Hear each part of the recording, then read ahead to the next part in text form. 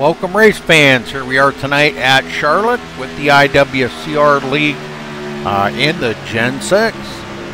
Guys are practicing right now. They don't have a whole lot of time left to practice here, about 8 or 9 minutes, so and then we'll get to qualifying, and that's a 2-round qualifying that they do.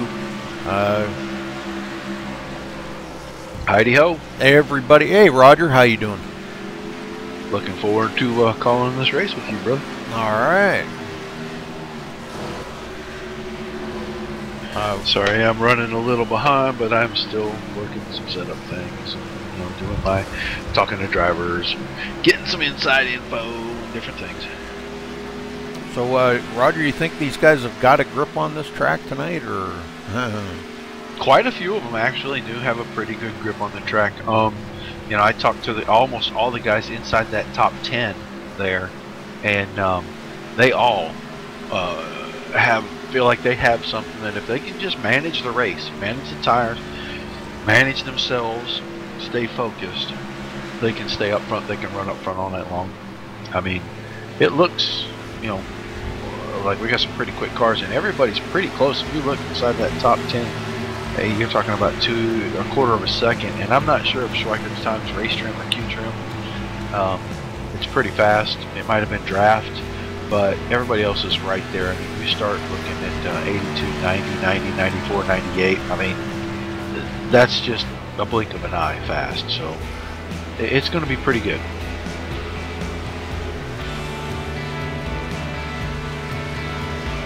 Yeah, I'm kind of looking forward to this tonight too. I've been kind of looking forward to it all day. Now this is one of my favorite mile-and-a-half tracks, I'll tell you that. This one in Atlanta, probably 2 of my favorite 1.5 mile tracks. So I'm really looking forward to tonight's race to get this thing off and going.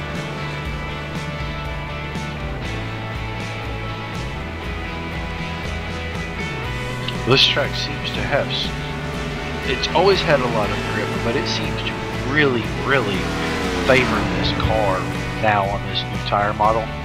My goodness, you can get back in the gas so early here now. It's crazy. I tried to fix that up and forget it.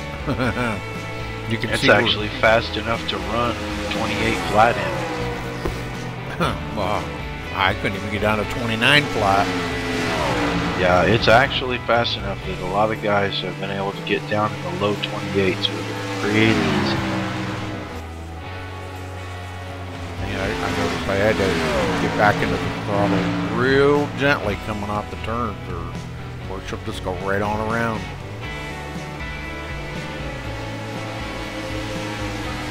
But, you know, these guys with these open setups are definitely going to be a lot faster than that. As you can tell, I mean, Patrick Crabtree coming in with a 27.7. Man, that's fast. Yeah. Even beating Schweikert with a 721.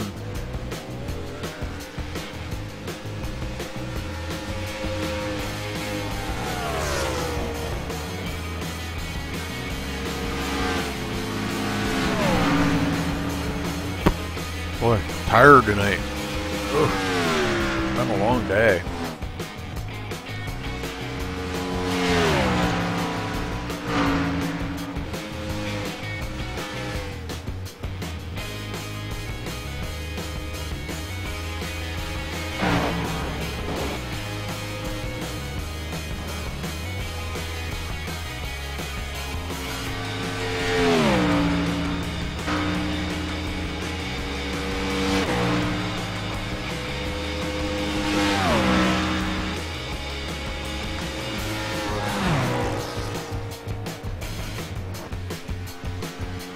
Who's your favorite tonight here, Roger? Who do you think's got the car here to bring it to victory lane tonight?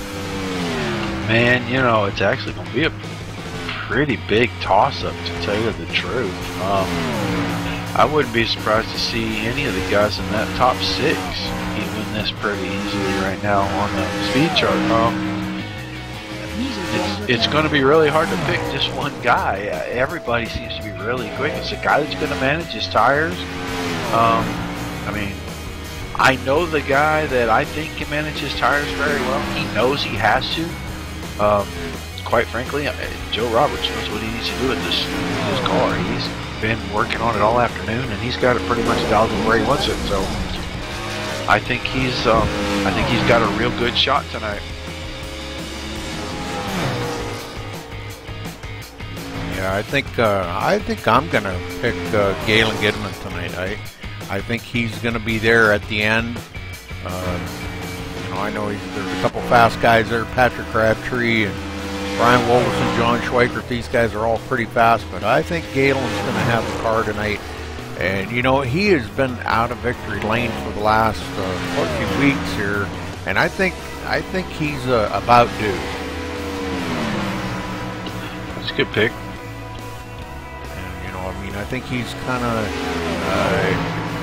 I think he owes it to himself to get that car into victory lane, and I think that we're going to see it tonight. I think he's going to be fast here. He's going to be consistent.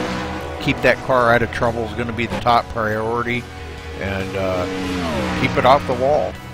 Definitely got to keep it off the wall here. Damage is going to mean a lot here, being draft is so strong. What I think you also have to watch for is that this car tends to snug up just a little bit, and when it starts to get tight, that will make you really snap loose on the exits. And so we're going to have to watch that, especially in 2 and 4. Yeah. I see a lot of the guys tapping the walls in the corner, and that's what they're going to have to not do when it comes down to you know, trying to get this thing into victory lane tonight.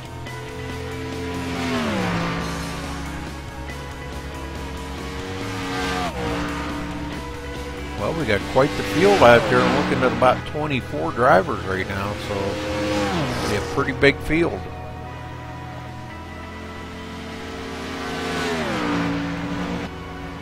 Did Randall, yeah, we got a bunch of guys. Randall say what he wanted? He popped up in here. Yeah, he had to ask me a question. I've already taken care of that. Oh, okay.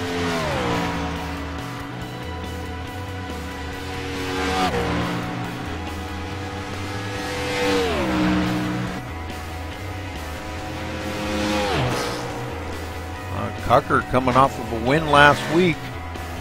This is going to be pretty interesting to see if he can maybe back it up with another win here too. Does come in 11th or 12th on the chart. And this is, you know, these guys are just pretty much out here just running right now, seeing what they can do with the car. But come down to qualifying time, that's when they're going to tighten down the buckles a little bit and see what they can do out here for real when it comes to qualifying. That's in about 20 seconds. You can't hit the wall, you can't hit another car, you can't tap anything. And that's where it's going to be the problem.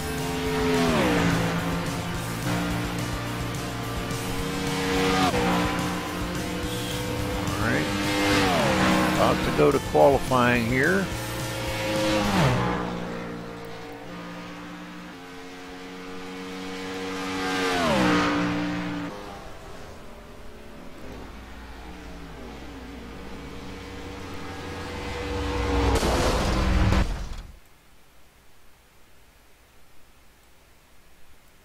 I think we'll go ahead and get the national anthem out of the way. What do you think, Roger?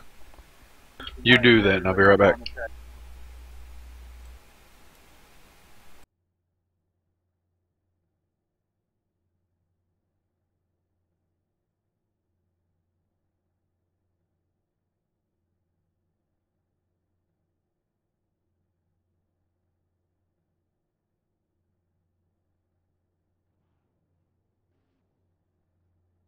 We take you down onto the track for our opening ceremonies. Ladies and gentlemen, please rise. Please remove your hats. Oh, say, can you see by the dawn's early light what so proudly we hailed at the twilight's last gleaming? whose broad stripes and bright stars through the perilous fight o'er the ramparts we watched were so gallantly streaming, and the rockets' red glare, the bombs bursting in air, gave proof through the night that our flag was still there. Oh, say does that star-spangled banner yet wave o'er the land of the free and the home of the brave?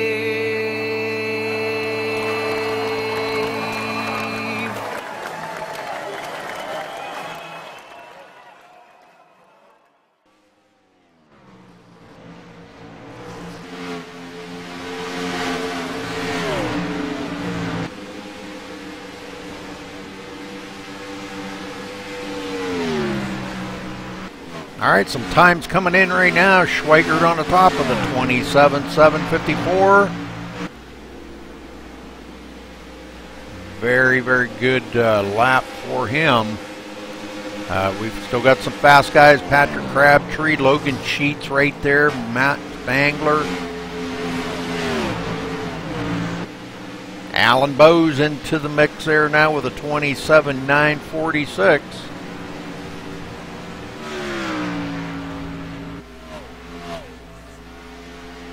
Just remember, folks, these guys, they can't so much as even touch the wall in qualifying, because if they do touch each other or anything, it does not count that lap. So they'll be out here for about 10 minutes, 10 or 12 minutes, and then they'll go to round 2. They'll pick the top 12 or 15, I'm not sure, depending on the size of the field. And top 12 or 15 will go back out and get a second shot at trying to make their times a little bit better. A lot of cars really loose in qualifying trim. Yes, sir. Really throws a whole nother angle into it. Tyler McClintock now on the top spot with a 744.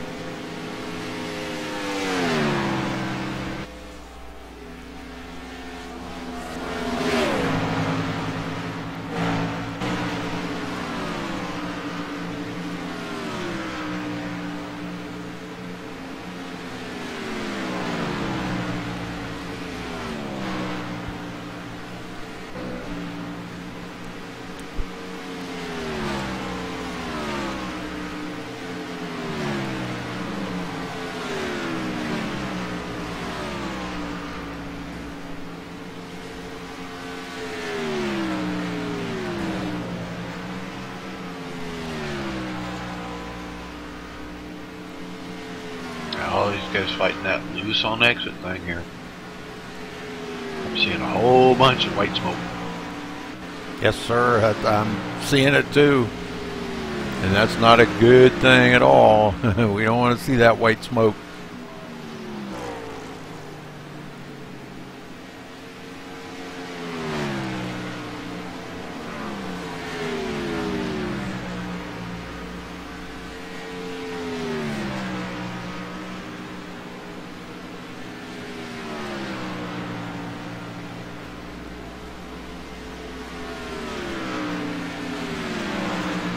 Got a few more fast guys out here. Nathan Sedlick with a 27.9 right there, just below Alan Bowes.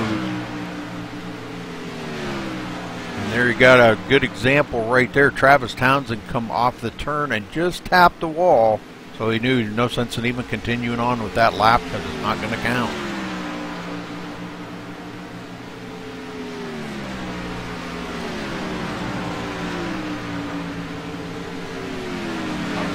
Roberts is 11th. He's right there behind Sedlick and Bowes too. Yeah, he's another one I wouldn't count out when when it comes down to the end of this thing. He has been progressively getting faster and faster. I've been watching. Each week he's getting just a little bit better finish. And I don't remember where he finished last week. Do you remember, Roger? Not off the top of my head, I don't. I thought he had a pretty good finish, but I don't remember. I think he did. He was like in the top 5 or something. I think he finished 6th or something like that. Yeah, it could be, yeah. So, but another one that not to count out, you know. And Logan Sheets looking for his first win here in the league. He could be another possibility. Brian Wilderson, we haven't seen him in victory lane in quite a while. And look at Alan Bowes coming in with a 753 now. Holy smoke. But Schweikert on the top with a 652. Thomas Brander made a big jump to 695. Wow, what a move for him. Yes, he did. That was nice.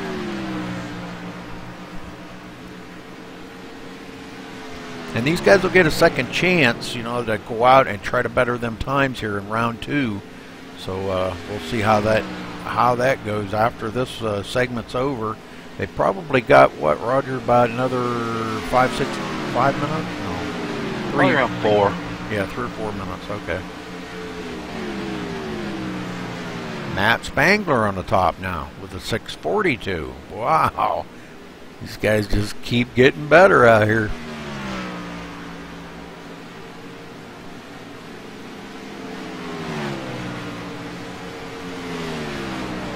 Foley yet to turn in a lap, so hopefully we'll see him maybe up there in the top 10 too.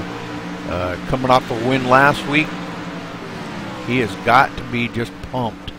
Tried to make the sweep last week, but didn't quite do it.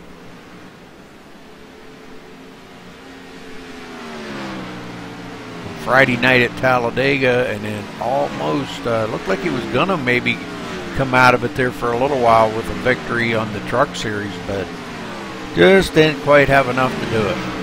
Yeah, right up until we got to turn 4 on lap 1. Yep. a lot of trucks had a lot of damage at the end of that race, though.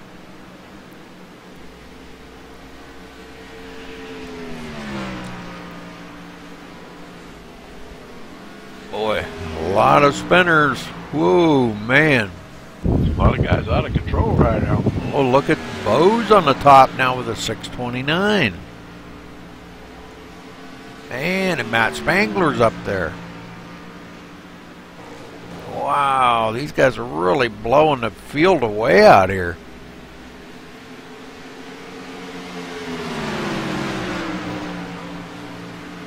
Look at that, 629 by Bowes. Man, that's amazing.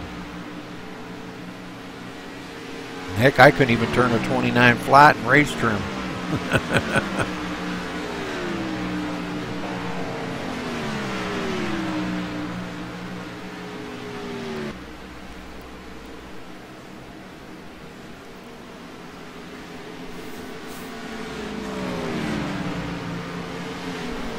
Well, I mean, when you really, you think about it, Roger, that's only a second and a half, not even a second and a half off of what I was turning. Bowes turned to 27.6 and I turned to 29.1. So that's a second and a half. That's really not that bad, and that was with the fixed setup.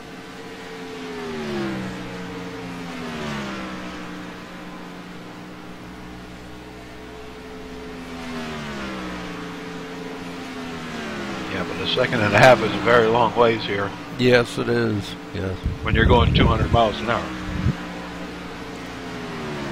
Yeah, it's probably about 10 or 12 car lengths. And to lose that much on each lap is a lot. It wouldn't be but about 20 laps, you'd be a lap down.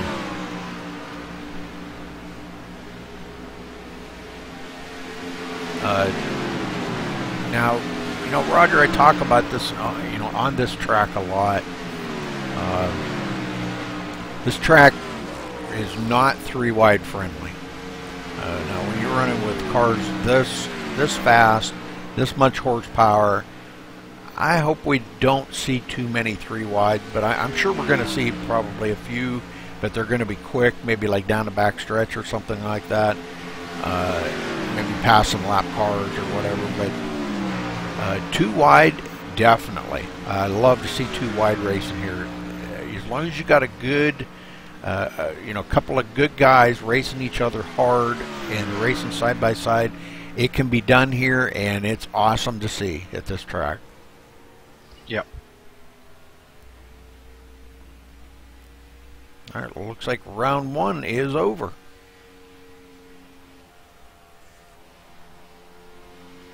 Now they'll take a quick break here and get back out here for round 2.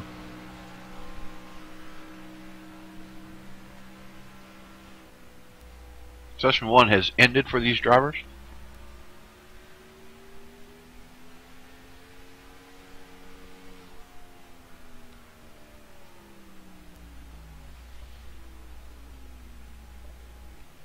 Having some problems getting Mr. Foley to evacuate the I see that. premises, I see.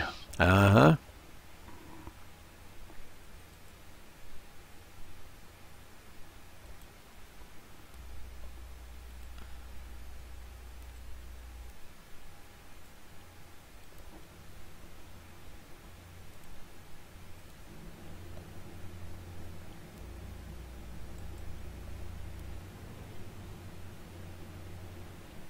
They're going to give these drivers final instructions and the number of drivers that are going to be able to go on to round 2 here in just a second, Ruth. Very good.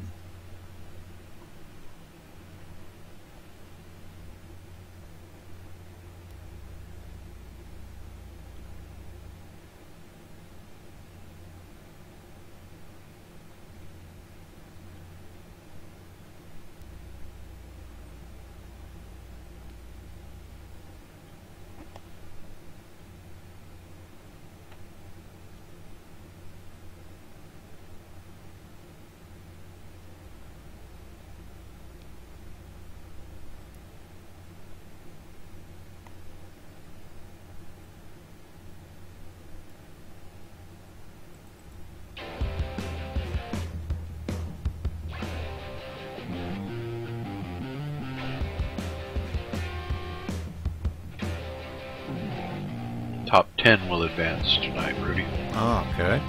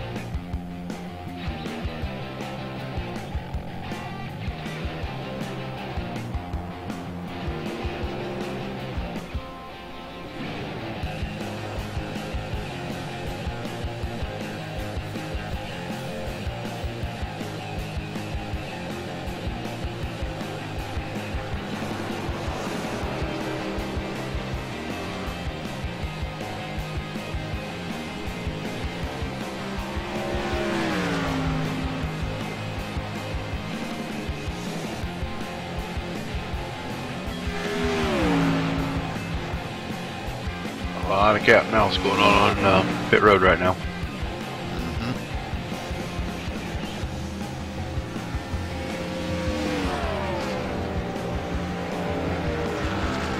Yeah, guys want to hook up with each other and draft to try to get that quick lap.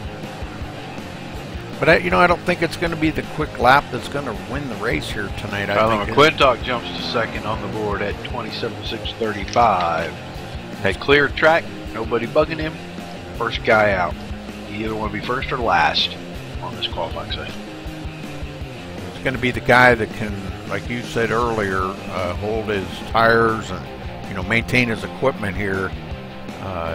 That's going to be the guy that is definitely going to be the guy to be in victory lane.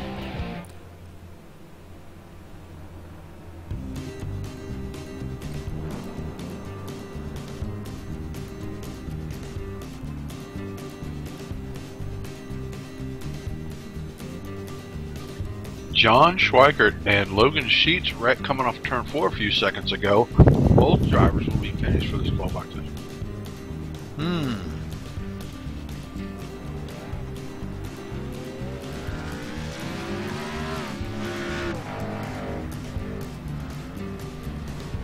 Patrick Crabtree wrecks it off a 4. He's done for the session.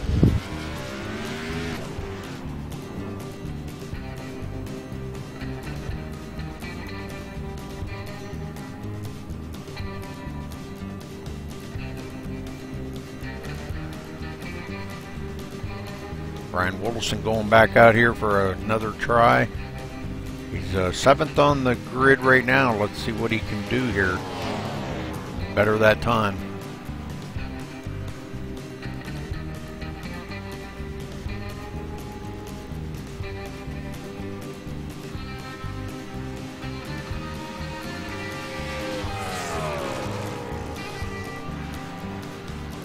Alan Bose just wrecked it off a 4. Guys pushing these cars, you know, past the limit of safety just for that quick lap. Wilson looking good here. Not sure what his time's going to be, but looks like that maybe, I don't know. Nope, he's going to spin it around. Hit the inside wall bound the backstretch. Yep, he's done.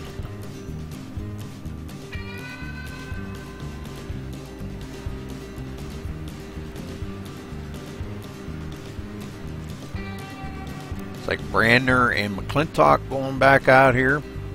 McClintock wanting to be in behind Brandner, if you notice that. Try to get that draft.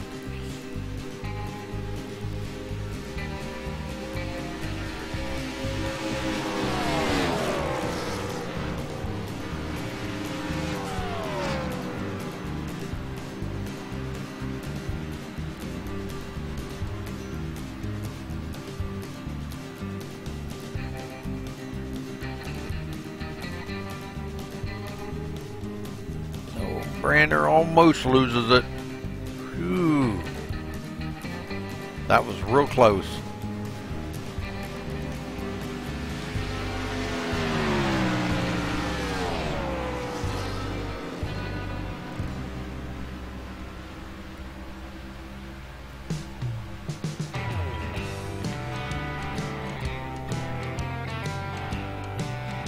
Well, we're probably coming down to about the last minute or two here of qualifying. Gidman smacks the wall off. Yeah, I've seen that. Wow.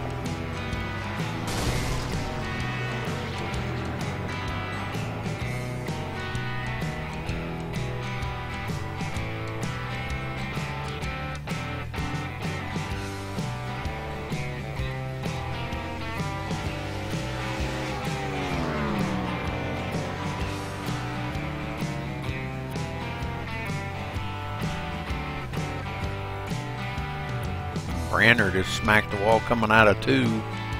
Yeah, I think he's the last open to try this. Yep.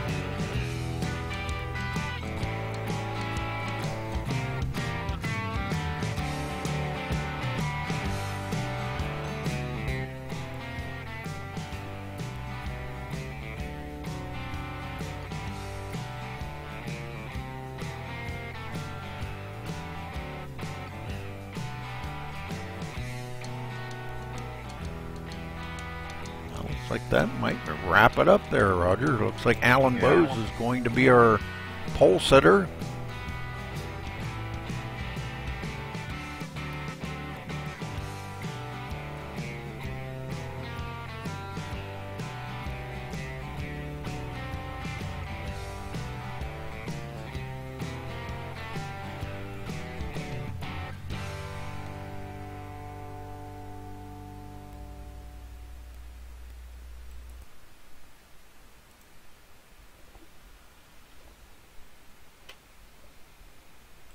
Alright, so we're just going to wait for them to advance the session here, and we're going to get to the grid, get everybody accounted for, and get this thing off and rolling.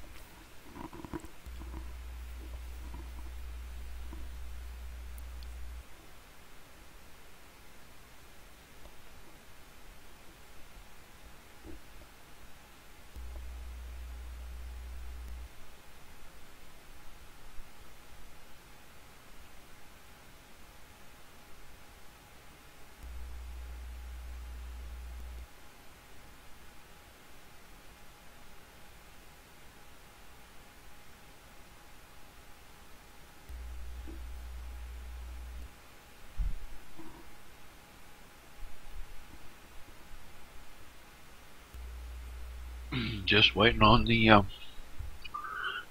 final drivers meeting, and everybody's going to be ready to grid up. Good field tonight. Yeah, I mean, you look at between first and 10th, there's almost 0.2 of a second, which, you know, doesn't sound like a lot, but you know, it really is out there on the track, 0.2. But wow, that's still a pretty tight field, 0.2.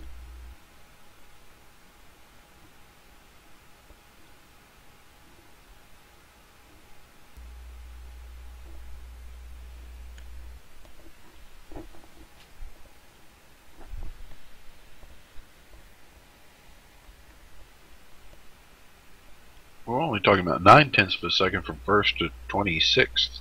Holy smokes.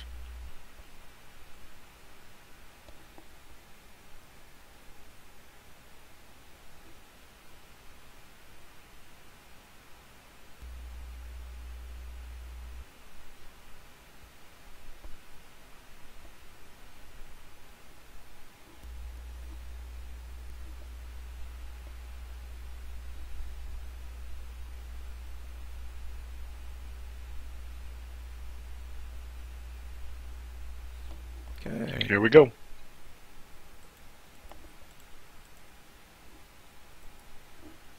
All right, get down here a little closer where we can see everybody. We'll run down through the grid here real quick, Roger. Alan Bose, congratulations to him in the number 18, taking the pole here with a 27.628. And he is on the grid there already. Wow, good deal. Tyler McClintock starting second in the number 10. Matt Spangler in third in the number 29. In fourth, the number 40 of Patrick Crabtree. In fifth, the number 1 of John Schweikert. In sixth, the 24 of Thomas Brandner. In seventh, the 27 of Brian Woldison. In eighth, the 94 of Galen Gidman. In ninth, the number 58 of Logan Sheets. And rounding out the top 10, the number 35 of Nathan Sedlick. Roger, go ahead and finish them out. The 69 car of Matt Cucker will start in the 11th position. 12th is the 5 car of Michael Leiby.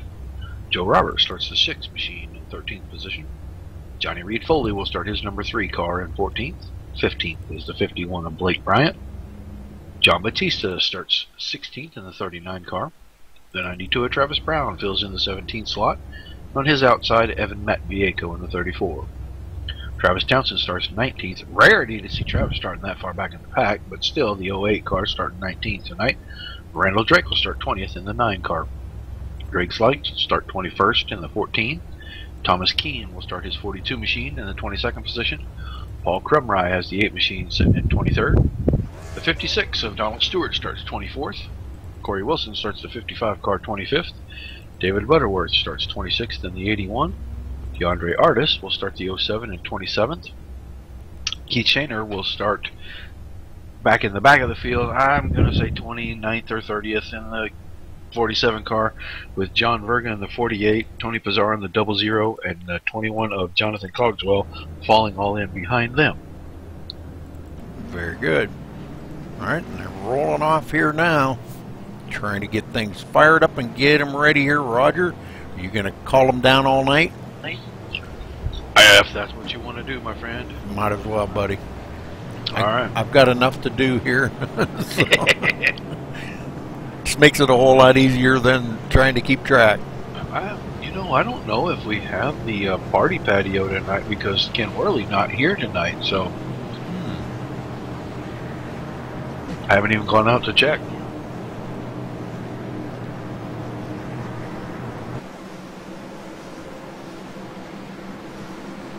All these beautiful machines under the lights.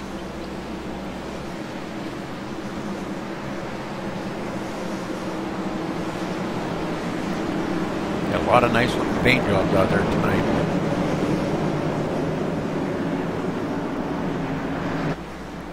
Yo, Nathan Sedlick brought the Chili's machine back after the fiasco at Homestead. He said he wanted another shot in that car to make it more than 2 laps.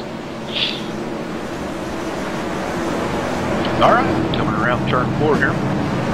Bose and McClintock. Race to the green. 125 laps, pretty long race. Got a lot of time here. These guys don't need to get aggressive really early. We'll see what they do. Pace car in. Bose hits the gas. Green flag in the air. We are underway. Wow, did he get a huge jump. Crabtree moved from about 4th or 5th to 3rd right there real quick. He's already trying to challenge McClintock coming on the 2 here.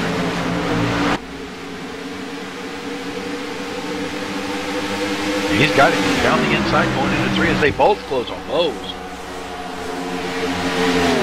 Crabtree going to go to 2nd here just really fast. McClintock a little loose coming off the turn right there, and that let Patrick Crabtree get by, but Alan Bose does lead the first lap.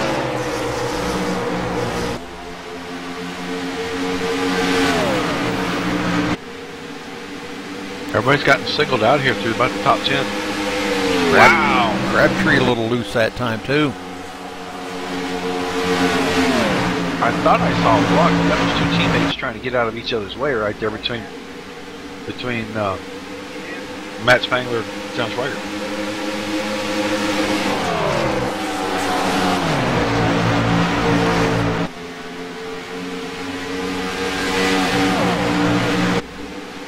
McClintock right there in 3rd in the Kleenex machine, doing a heck of a job, hanging right on to Patrick Crabtree's tail. Draft being pretty strong here.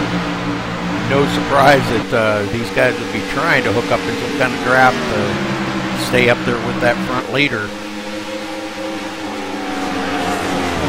Schweiker now in 4th, looking to the inside of McClintock and does take over the 3rd position. Made it look easy too. Yeah, he did. Looks like he's got a pretty good machine. Yeah, I think McClintock slid up the hill just a touch, just enough that boy, it really knocked the momentum out of him. You notice he's already back to 4th, and he's fallen back quite a ways off of Schweiker's tail. You lose your momentum here, it's easy to fall backwards. It's hard to get your rhythm back. Brander just lost 2 positions right there in turn 1 and 2.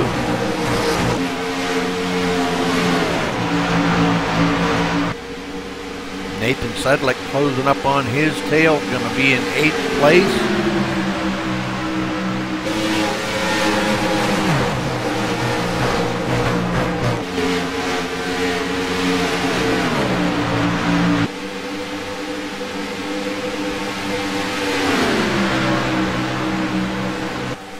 Right behind Nathan is Logan Sheets, trying to get a run here and possibly get by Nathan Sedlick. I don't know, Sedlick is pretty strong right now.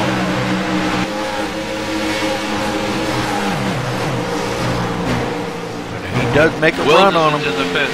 Oh, he got the fence in 1. Yes. 3 wide. They did a good job. Something's wrong with Galen Gibbs. He's falling back like a rock. Look and see here. Looks like Butterworth's out of the race already, is he? Not sure No, he's all right. He's all right. And getting him back to 9th.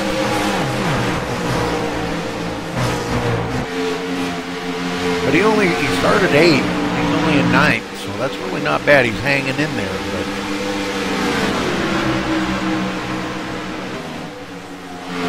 Wilson does fall back in behind him, though. Wilson started 7th, and now he's back to 10th.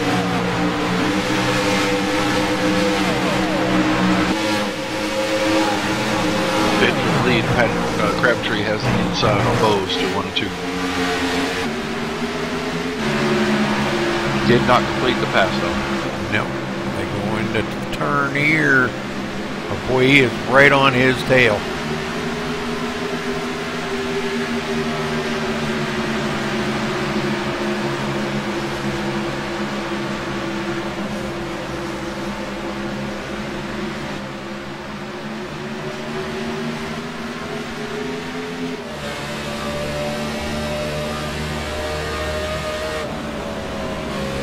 Oh man, Schweikert drove by Crabtree like he was standing still. Schweikert into second.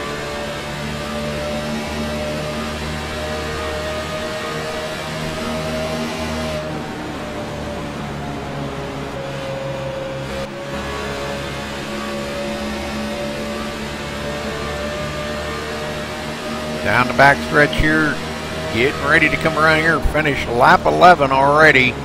So still got lots of racing to go. Caution free so far. We hope it stays that way. We don't want to see any of these drivers wrecked out, because boy, it just knocks the wind right out of your sails when you're wrecked out. Good racing so far.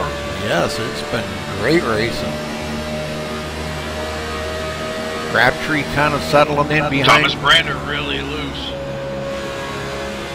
Way down. Now he comes back in turn 3. He got wicked loose off the 2 right there. Matt Spangler in 4th. Matt trying to work his way up to the front.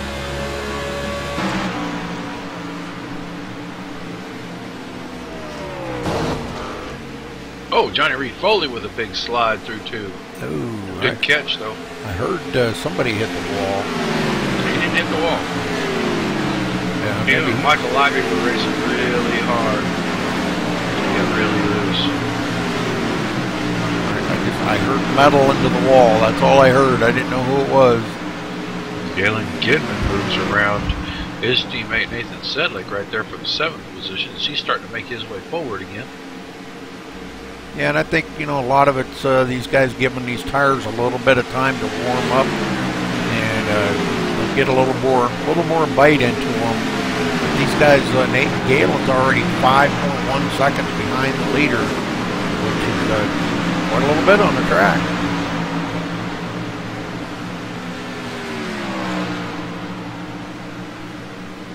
See Galen just coming out of 2, and our leader just going into 3. About almost a straightaway separating 5.1 seconds. Bose way loose. Yeah, he was. Just what Schweikert wanted to see. He stayed right there waiting for Bose to make a mistake. Now they're side by side coming off the turn 2.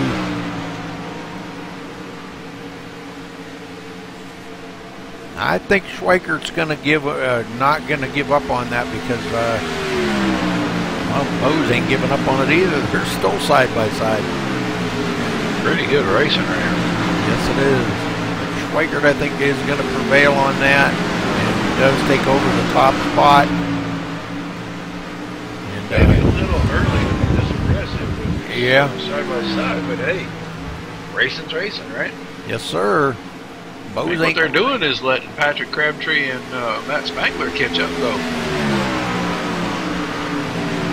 Yeah, when you can't run that preferred line you want to run, and now Bose taking a peek on the inside to take that position back, maybe. Yeah, he got his nose jumped off a little bit right there. Yeah, he did. That will not set well with the 18 car, I promise you.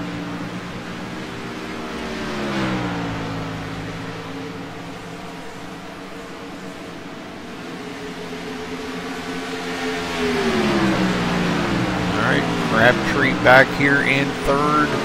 Now it's about a second behind the leader. Tyler McClintock in 4th. Started 2nd, but back here in 4th. Logan Sheets started 9th today, and he's running in 5th. Galen Gidman now up to the 6th place, but still 5.6 seconds behind the leader.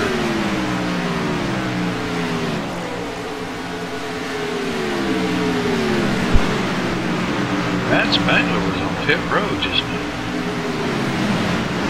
Lap 18.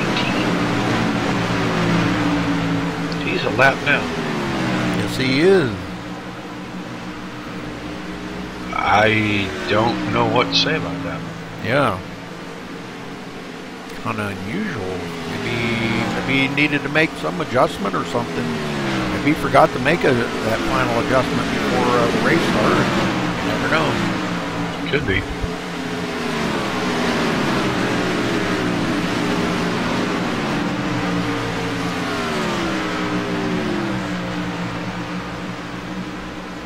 All right, no change up front.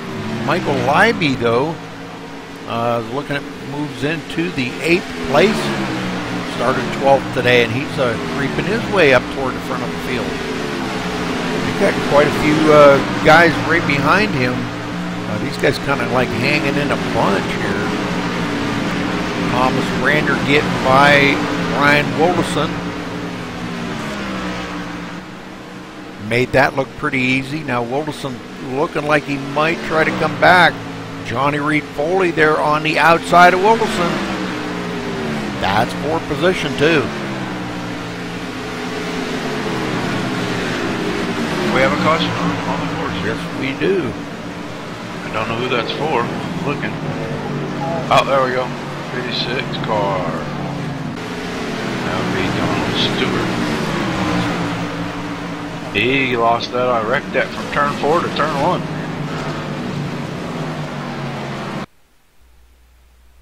Well, we'll get down here and find out what happened to Don Stewart.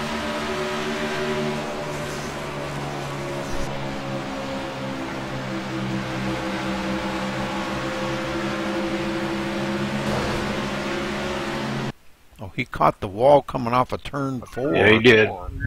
Then it shot across the grass, and then he spun it out trying to save it in turns 1 and 2. Dang.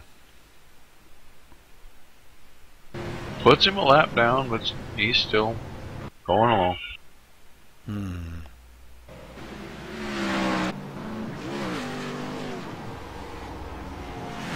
right there's where he spun it in turn 1. Trying to bring it up on. Boy, a lot of guys had to go down, way down low, the leaders, to miss him, and it was like he just could not get going again.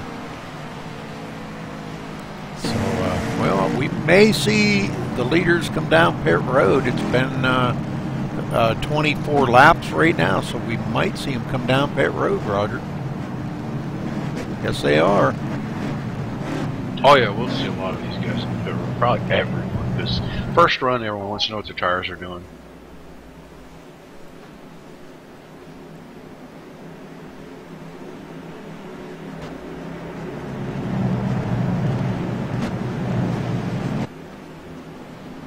Everybody coming to a stop in their pit stall here. Pretty good, smooth stops. I didn't see anybody slide through.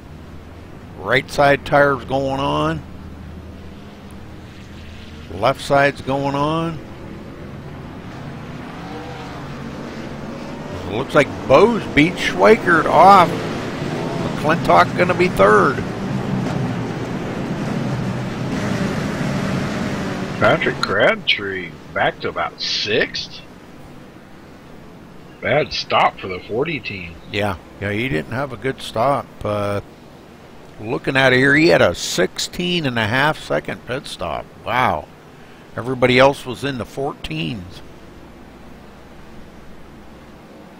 So he was about a 1.5 seconds off of what everybody else, 1.6 or 1.7 seconds off.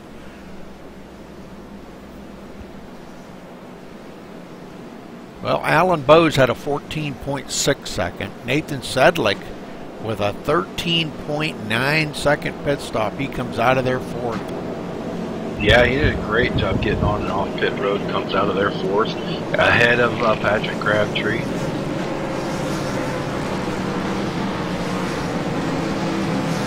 Well, what do you think, Rudy? 25 laps in, we're 20% of the way. Want to get down there and talk to somebody? I think I do. I think I'm going to grab Logan Sheets and see if I can get an interview with him right quick. Go ahead. Logan Sheets, Roger Wagner, MaxSpeedTV. You got a copy? Yeah, I got you. All right, buddy, we're about 20% through this thing. Give us an assessment of the racing and tell us how your car's feeling tonight. The car feels pretty good. Patrick did a good job making us up this week. Didn't get a whole lot of practice, so I was taking it a little easy early on. Make some adjustments to it and see how it goes for the rest of the race. Looks like the racing's actually really good. Looks like everybody's practicing a lot of give and take out there. I see guys that started to go backwards early, maybe lose setups, started to work their way back up. I mean, it seemed like everybody's kind of being really cautious right now. Yeah, everything's been really clean so far. No complaints about anybody's driving. All right, Logan, we appreciate you taking the time to talk to us. Good luck the rest of the night, and hope we get a chance to talk to you again before the race is over. Thanks. Well, you know, he didn't run up here in the top 5 yet, but he was kind of easing his way in, staying inside that top 10. He says they got a pretty good piece. I kind of tend to believe him watching his teammate now. Crabtree faded a little bit there, you know, in the middle of that run, but he probably figured something out, made a good adjustment there, and I bet he goes back towards the front too. Could be. Bo's out front again. Schweikert going to be starting on the outside of him. Let's see these two go at it here one more time. Right now, Bo's has led the most laps, though, with 17 laps. Schweikert only with 9. So first caution of the day. We've had 2 lead changes amongst those 2 drivers. Yep.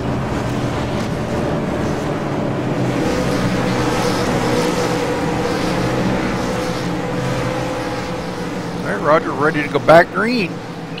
Oh yeah. I'm going to restart lap 28. Just under 100 to go.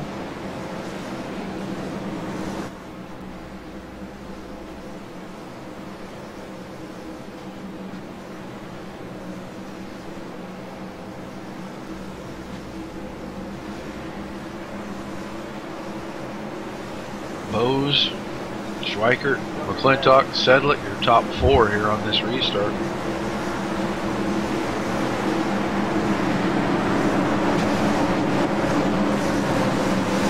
Base car is on pit road. Bose nails the gas again with a big jump. And Logan Sheets wiggles it, puts it in the fence. Wow. Well, okay, maybe the curse is back. Yep, I think our jinx is back. Schweikert trying to go on the outside of Bose now. And you know, that might not be a bad idea up there. These two, they've been doing this side by side though. Bose, yeah, that's so. You know, getting in, you're not that good, but you can stay there even to the center. You actually have a pretty good opportunity to make a break. Schweikert kept Bose pinched straight down there and made him use them tires and got a little bit loose. Now Patrick Crabtree gets by Bose as well. Bose going back to 3rd. Well, Crabtree's car has been really fast on the beginning of the run for that last run. I wonder if he did something to keep it fast out there. He's on the inside of Schweikert right now.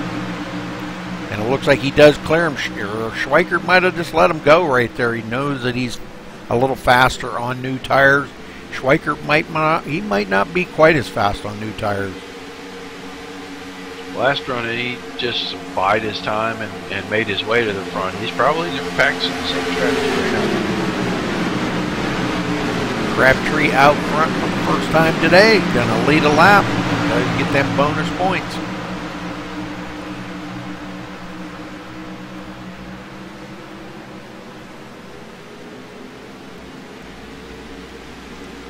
You know, a guy that dropped. Thomas Brenner really loose off the 2 again down the backstretch.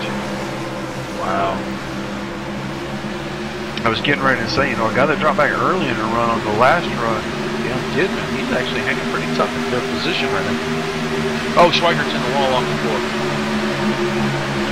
Hard in the wall. That car's still up.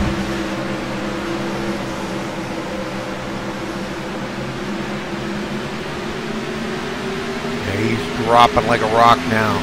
Everybody's going by him. Yeah, that car wiggled twice and he hit the bend in the wall that front end of that car. Not as bad as I thought, but I wonder if his toe is knocked out. I don't know. Let's ride along with him here real quick and see if we can see how the steering is on the front of that.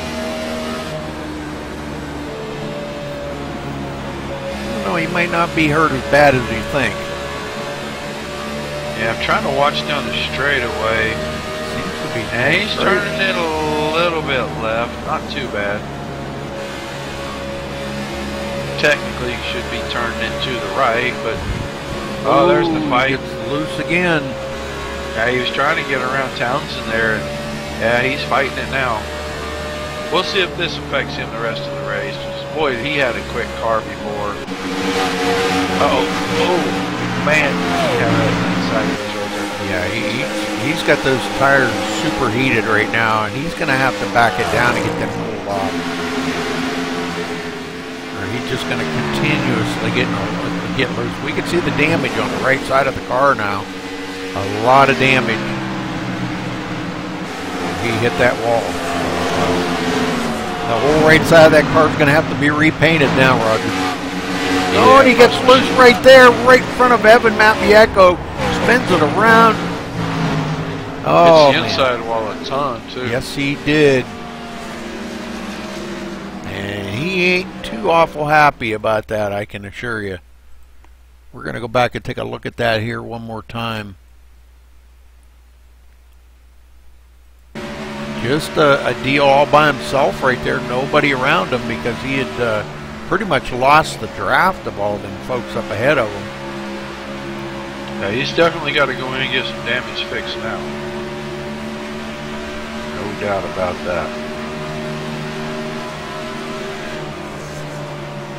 Matvieko was really loose. That didn't help matters. Oh, right there's what happened.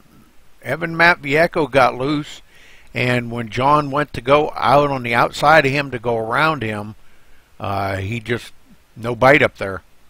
And yeah, he had to make a quick reaction, and what happened, the car just, it was already a little bit loose. That really loosened it up. He'll be coming in on pit road here to see if he can get some of the damage fixed. It looks like everybody coming down pit road right now.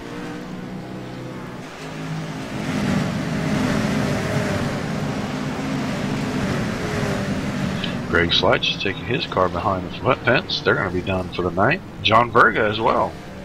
Oh, man.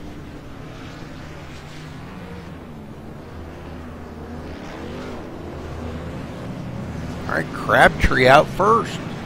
But DeAndre Artis stayed out. So that's going to put DeAndre out front. Look at this mad scramble. First time DeAndre's been out front in this race. He's been mired way back in the field pretty much all race long. And he says, you know what, guys, I want to get out here and lead a lap. Well, real quick, Rudy, let's, I want to talk to last week's winner. All right. See how he's doing tonight. Okay. Let me know when they got an open mic and I'll unmute. Johnny Foley. How we doing, guys? Hey, how you doing tonight, buddy? Oh, we're doing all right. How's the car? Car's handling okay, honestly. It started off as one big pile of junk, and now it's just a normal pile of junk. So we're slowly but surely working on it. Well, the expectations were pretty high after last week's event. So we wanted to check in with you, see how your race was going, see how your car was doing. You've worked your way up. You started pretty deep in this field. You've worked your way up here pretty good inside this top 10. So I was wanting to check to see how the car was doing for you. Well, honestly, Roger, we started out, and the thing about it is you run all these test laps, and you don't realize just how different it's going to be in the race. We got out here, and once we had to adjust the tape, it wouldn't turn. The nose wasn't as planted as it needed to be. So then we started having to go to work on the tire pressures and the wedge to compensate for that. And now we're sitting here. Actually, we're going to give the track position up because we realized we needed to make a big change. So we're going to have to go all the way back to the very back of the field and start. Well, all right, buddy. We'll keep an eye on you throughout the event, and maybe we'll get a chance to holler at you before the race ends tonight. Yeah, hopefully show. I'll tell you one thing. Keep the camera on us here these next couple laps. We're gonna do some exciting stuff and get back to the front again, hopefully. All right, buddy. We'll keep an eye on you. Good luck. Thank you, sir. Well, he says a piece of junk, Rudy. I actually thought it looked like he was doing pretty well myself. Yeah. I hate it when they say it's a piece of junk. Yeah, and it's And running they're going that good. forward. Yeah. And they're going forward. Hey, did you see who's running second now? Yeah, Galen Gidman.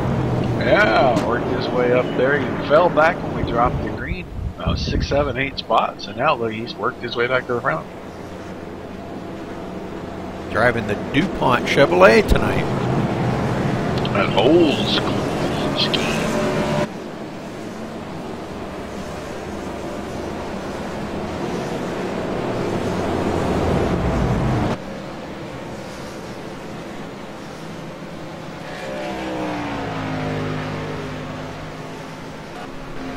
Bo's going to be starting right behind Patrick Crabtree now of Schweikert. Let's take a look here.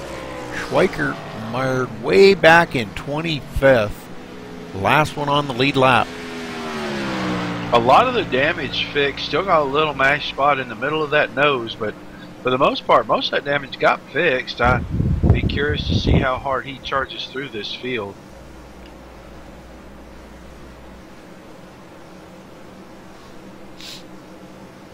Johnny Foley's on pit road again. Well, And this field's in the middle of the backstretch here, getting ready to go green. We're almost a third of the way through the race.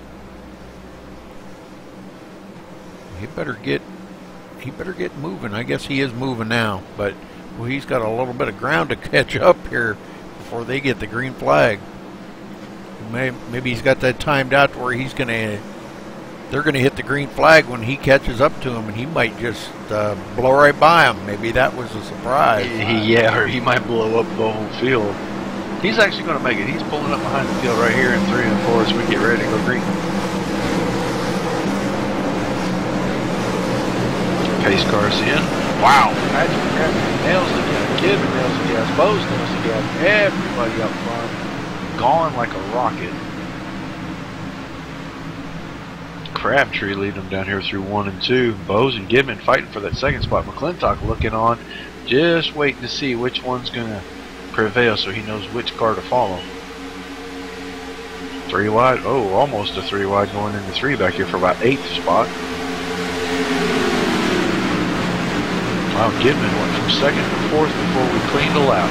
Yeah, he sure did. Right back on McClintock right here. Yeah, he's trying to take. He took a peek there on the inside, but just not enough grip down there to get a good run off of it. And you can do it if there's nobody up on the high side from you, but somebody's up there, it's a little harder to do. Yeah, and early in a run like this, 2 or 3 laps in, it's not a good idea to get down there and really put that pressure on your right front tire. It really hurts it on the long run, and I'm sure he was thinking about that too. And Blake Bryant in 5th now. And he's trying. Caution, caution, caution. Schweikert in the middle of this again.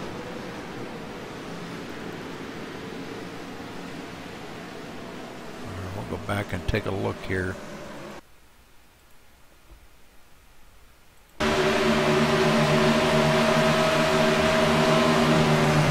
Oh yeah, Schweikert. He did a great job of saving the car actually. What I see is Joe Roberts getting. Yeah, Joe Roberts gets loose and puts it in the fence off the 4 and kind of starts a chain reaction. But when Donald Stewart tries to miss him, John Schweikert was already going down his inside, and he had to really work hard to get that car underneath him through 1 and 2 here. Oh yeah, there's Joe Didn't Roberts. hit anything. There's Joe Roberts right there. Go back here and see if we can't see what happened to Joe. He got into the fence coming off of turn 4, didn't he? Yeah, it looks like he got down the bottom, and the car hooked. He got his left side tires down that white line. The car hooked a little, and he hit that outside fence pretty good. Almost bounced it off of Wilderson, and it just kind of started a chain reaction. Well, look to me, Wilderson did touch him. Well, he did. Yeah, they got together. Just kind of a side swipe more. I don't think it hurt Waddleson's car any. Johnny Foley put his in the fence a little bit in turn 1. He's got a ton. Alright.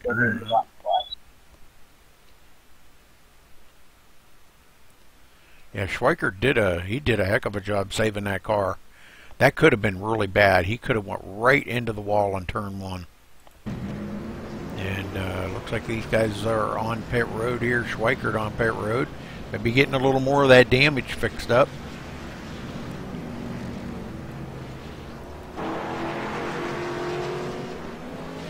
But we'll get up here on Patrick Crabtree, still leading the race.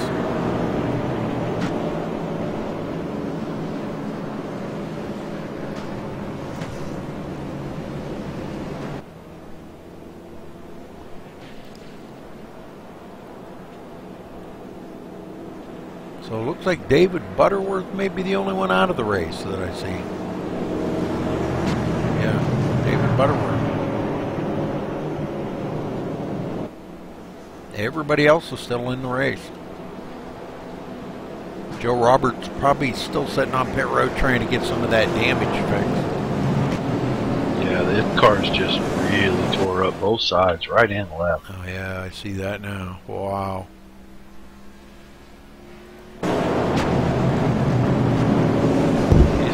Lap down.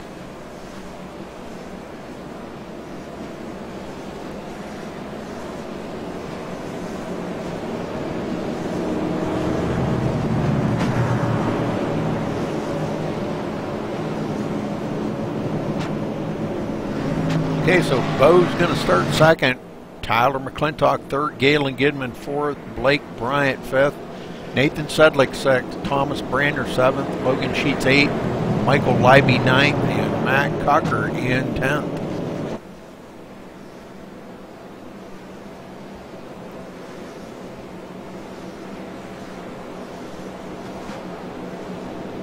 Well, Cocker coming off of a win last week too in the truck series. It's got a little bit of momentum coming in here, even though it's a different vehicle. The momentum does kind of carry over psychologically. Gives you a little bit of a shot in the arm, I think, and kind of gets the old adrenaline pumping. You want to go out there and try to get into victory lane again. So it'd be kind of cool to see him up there again. But he's got some pretty tough guys up ahead of him here.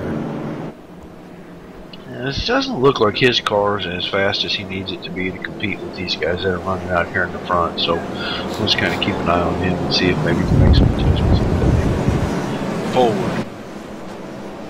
Well, Foley and Schweikert start back there 23rd and 24th. Restarting around each other.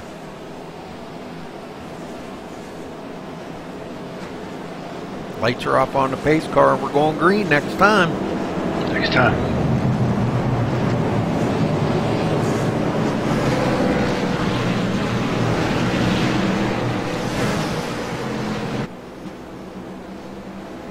All these cars backfiring going through the corners at night. Yeah. I've been noticing a few of them being a little jerky, so I'm just kind of wondering if this isn't another one of them servers like we had a couple weeks ago, man. I'll tell you, that was bad.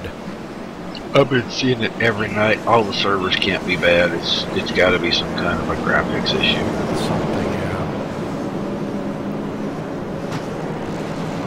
It seems like since that new build, boy, things have just really been kind of a little squirrely.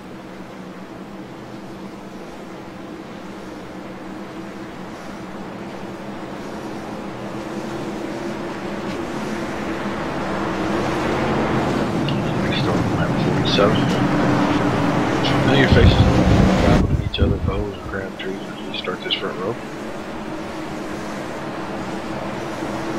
Pace car is in. Yes. Off. Tight. Woo, Crabtree held him up right until the green fell, and then Bows spins the tires getting out. That lets Crabtree run around. McClintock's gone up. Yeah. I was afraid that was going to happen. Everybody got all tied up. Oh, Keith Shaner into it. Yeah, Crumrye's in that. Shaner's in. Oh, that's a big lot of cars. And it's because everybody kind of scrunched up Wilderson, Crumrye, and somebody spun the tires. Keith Shaner spun them the second time. I think Wilderson spun them first, though.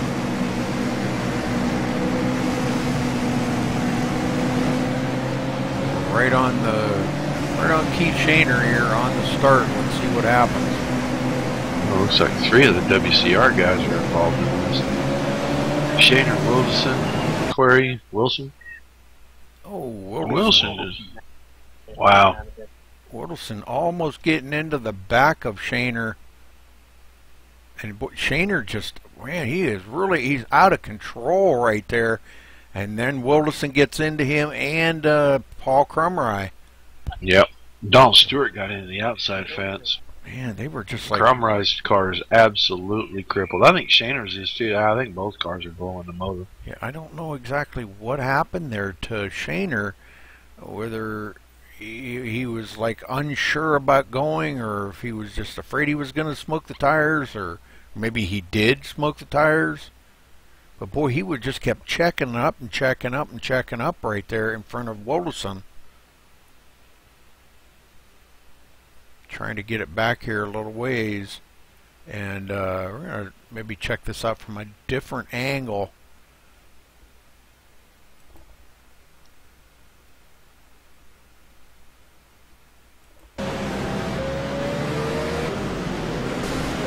Yeah, he was on with the gas and off with the gas 2 or 3 times. I don't know what was up with Shaner doing that.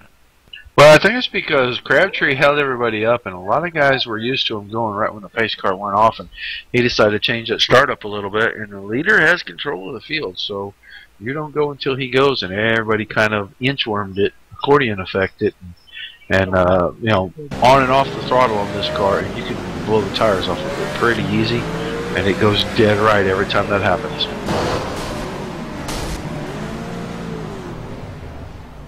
Okay, so well, I guess that explained all that right there.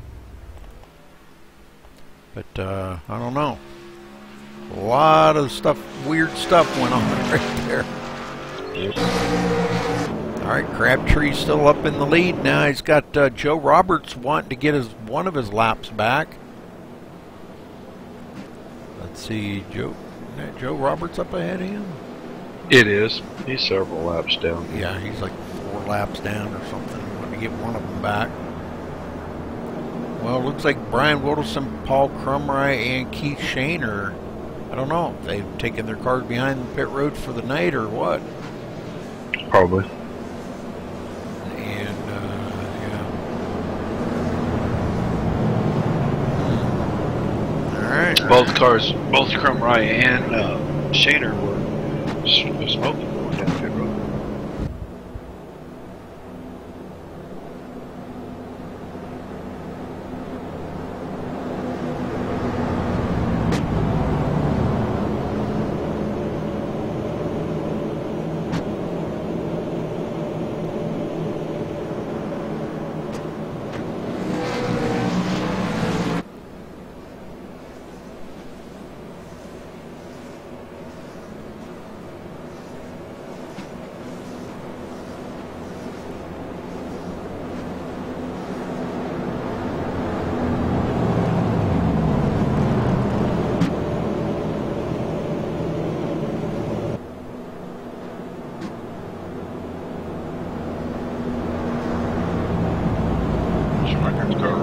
Pit road extremely slow.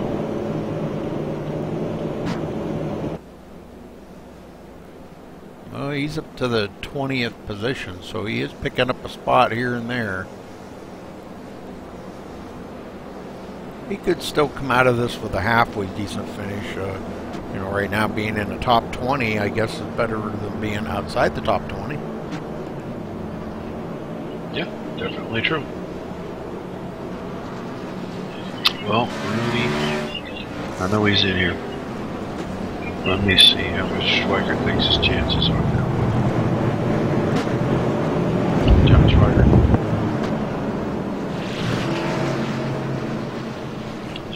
Schweikert. Yo, what's up? Okay, man. We're watching you here a little bit. A couple of little oopses. And I know the field's warming up here, so real quick, tell us, how bad's the car? Do you think you still got something you can run to the front with? The car's, I don't know. I think it's fixed. It's not as good as it was. It was really fast. I messed up, so it's just my bad. I feel really bad about it, but oh well. We'll see if we can dig ourselves out of a hole like we always do. All right, buddy. Well, we'll put you back where you belong once we get through this restart here. All right, thank you, man. Good luck up here.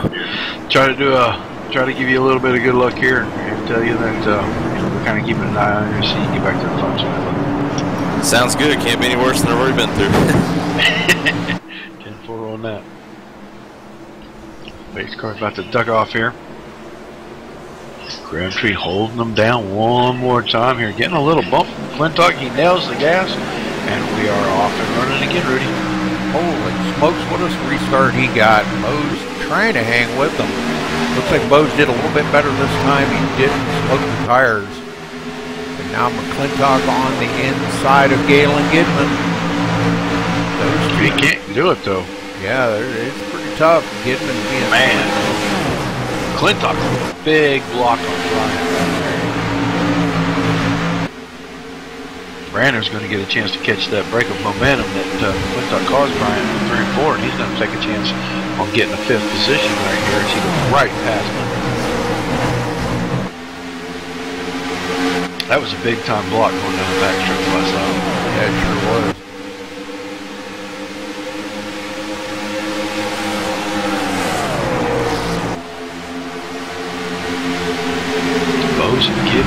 Bose and Crabtree up there running pretty close to one another. I think those cars are pretty evenly matched, honestly. Yeah, Bose is I think he's got that car dialed in a little bit better now. McClintock off of 2 pounds on the inside wall. No caution though. He just got loose and pounded the inside wall. Yeah, no caution, man. How did that not bring out the caution? Not sure. Go back. I want to go back here and look at this real quick.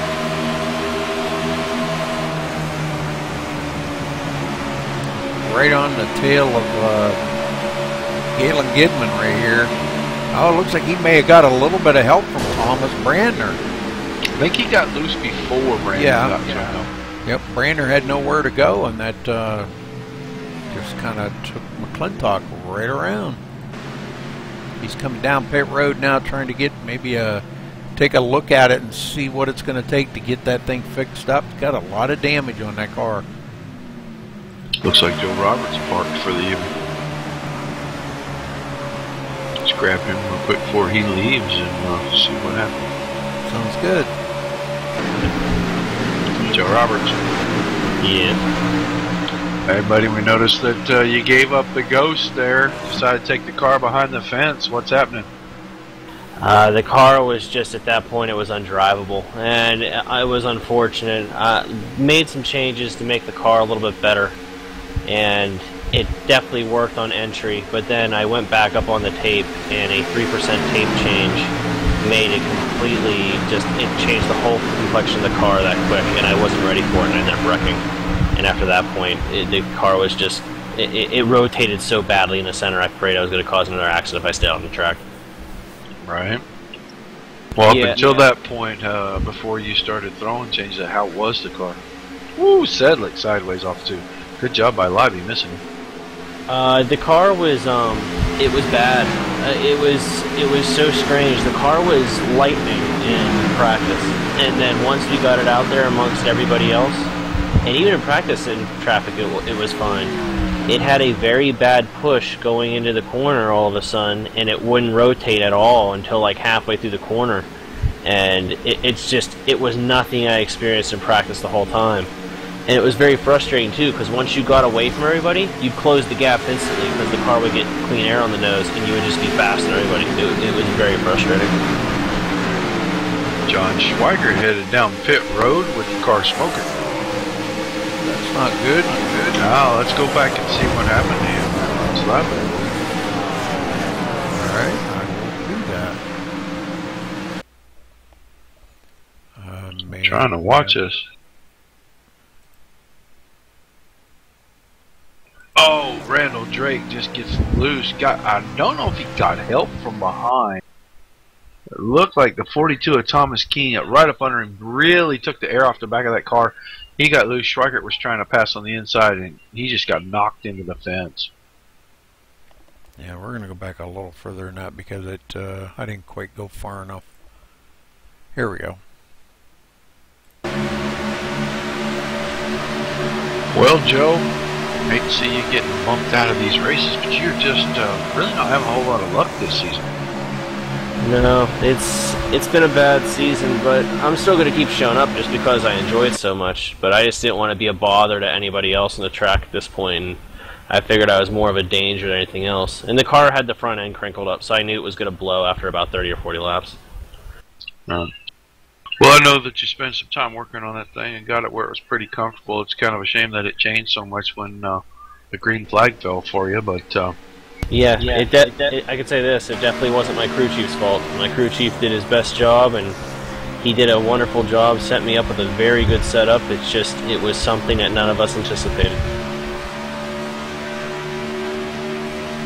Well, file that away, that bit of information that really in dirty air, these things are a lot different than you anticipate they are. And for next week, get with your crew chief and be sure to remind him that the car needs to be just a little looser before you bring it out to the track on race night.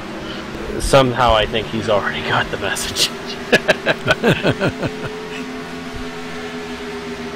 We got a brand new leader up front, Alan Bowes, and he is pulled away from Patrick Crabtree by half a second. And you know, Rudy, this is something that is kind of becoming a trend for that 40 car. The last 2-3 races, they're really fast for a few laps, and then all of a sudden they're just falling off. Yeah. And some of the other guys are actually coming too. Yep, I've noticed that myself. I look back through here, look who's running third, Thomas Brandner. Blake Bryan up here running fourth. Good run for him tonight. Galen Gidman's in the 5th position there. Matt Cucker has worked his way all the way up into the 6th position. He's having a fine night. He started pretty deep in this field. Yeah, he started 11th outside the top 10. Now he's got Michael Leiby all over him on the inside. Them two door to door, battling it out. And Michael Leiby not going to be able to clear him that time. Right behind that, Matt Spangler and Logan Sheets are having a pretty good battle. Looks like that's for about 7th position right there. And Spangler does clear Sheets to move into the 8th position. Yep. Looking back a little further, Nathan Sedlick, who's kept his car inside the top 10 all night long, sitting here running 10. Travis Townsend starting to make a move forward. A little while ago we saw him, he was way to the back, running about in 20th position. He's worked his way up to the 11th spot now. Car looks really loose in, really loose off to me. Yeah, looks like he is just fighting that thing to get it into the corner and get it out. Travis Brown running right behind him. Yeah, just a few laps ago though, Travis Brown was ahead of him. So, something happened to Brown's car, or Travis Townsend just got just a tick faster there temporarily to get by Brown or not, but the two Travises running 11th and 12th. It looks to me like Travis Brown's car is really tight in the center right now. He just walked up the hill in the middle of turn 3. He's got Sorry, I was going to say he's got Corey Wilson just closing right down on him right now. Yeah, Randall Drake putting the pressure to him though. Randall's about 5 laps down to the leader, so he is not even on the lead lap.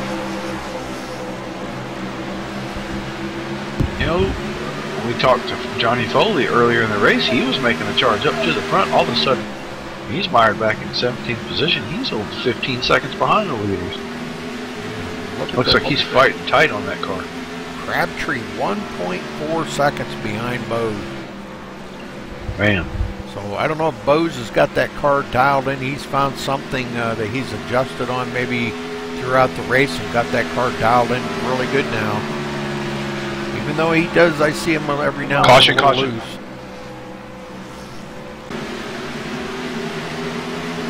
Matt Spangler, oh, getting into it. He gets loose coming off the turn and gets a little shove. But Thomas Keene. Yeah, he didn't hit anything, so that's a good thing. See what happened here on this. Yeah, going back here to. Oh, it looks like Spangler hooks that white line coming off forward. Cucker gets in the back of him and just finishes pushing him around.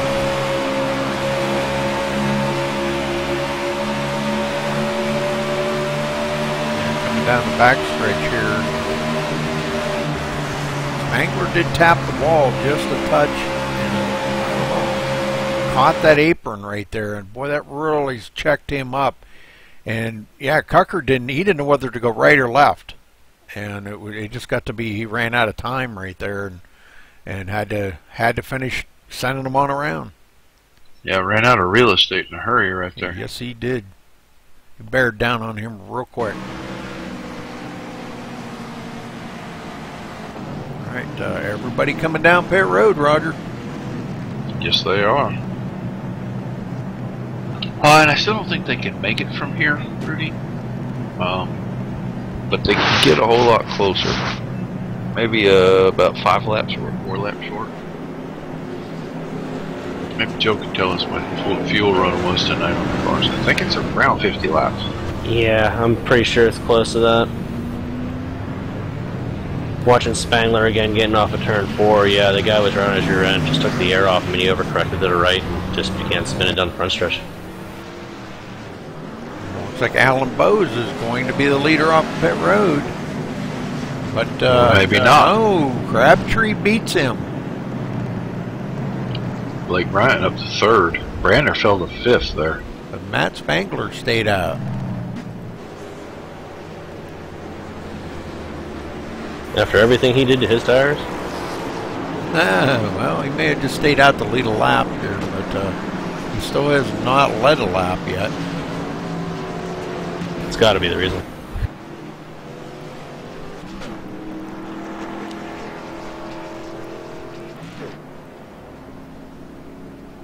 Yeah, he's still.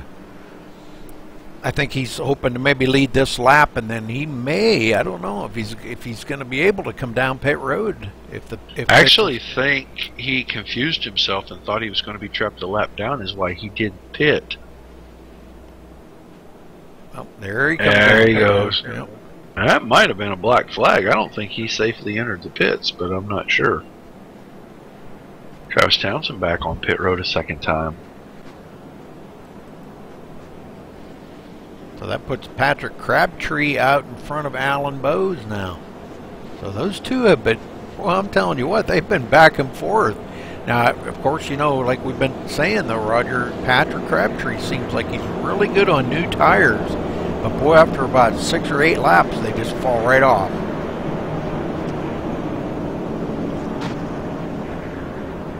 Yeah, it's just kind of been his MO the last few weeks. The car really fast, early in a run, and then it's just like the tires go completely off the car and he just starts falling through the field like a rock.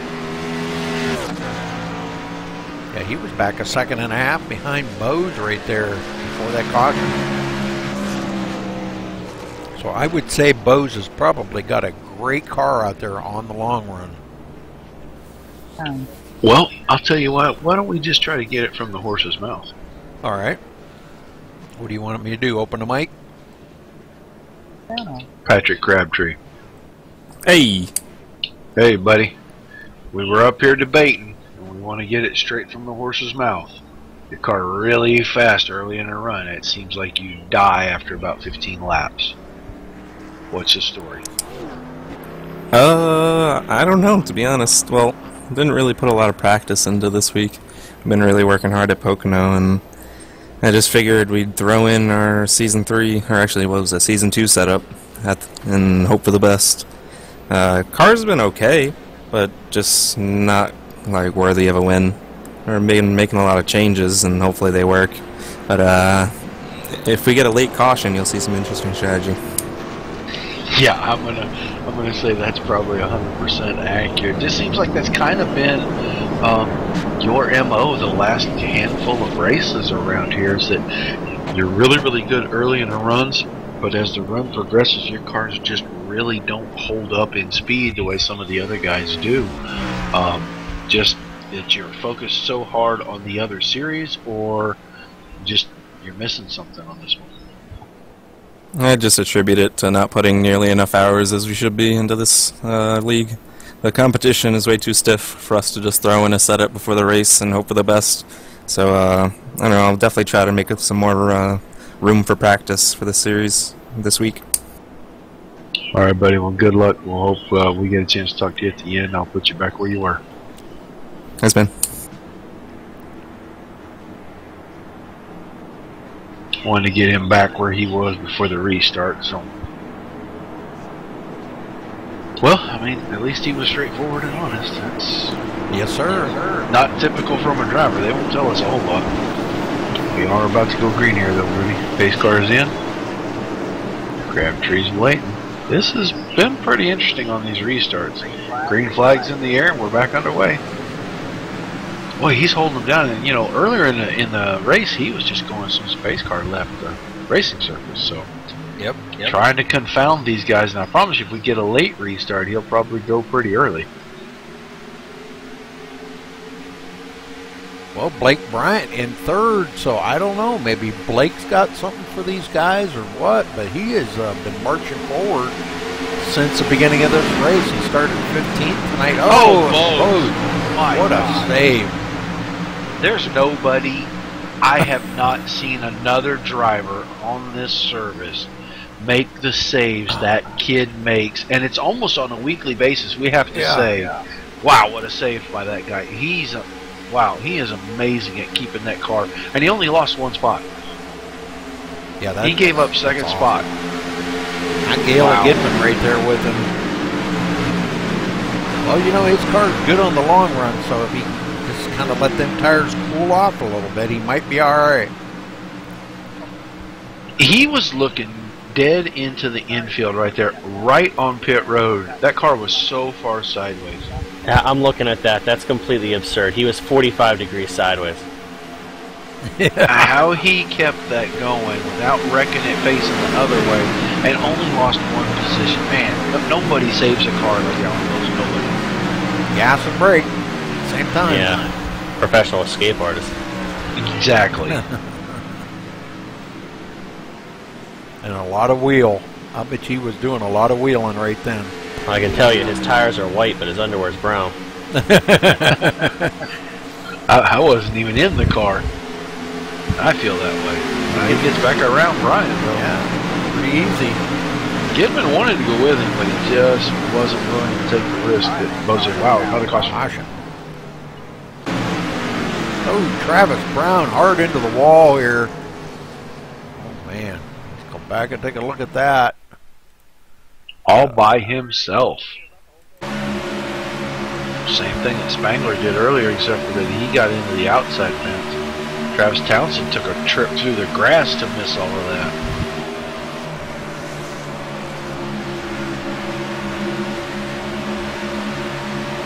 I'll tell you who it helps. It actually helps Matt Spangler.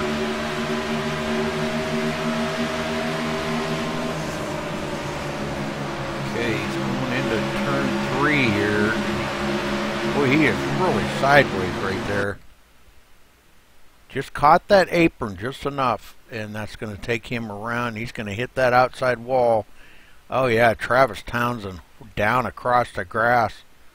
What happened to Travis? I hope he didn't get into too much. No, I don't think much happened to the car. He just went for a little, skate through the countryside. Yep, taking it down to mow the grass. Boy, on a trip to Grandma's house, Well, that car got a lot of air going across that grass. Jeez, oh man. Yeah, there's a big bump right there where all of those pieces of the Legends Oval come together. There's a huge lip right there. You can catch some pretty good air. You catch more in the truck for some reason.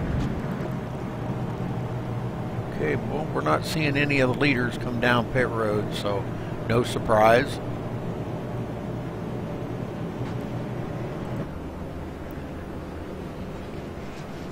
Wouldn't it be conducive to come down the pit road though right now? Because you could technically make it the rest of the way.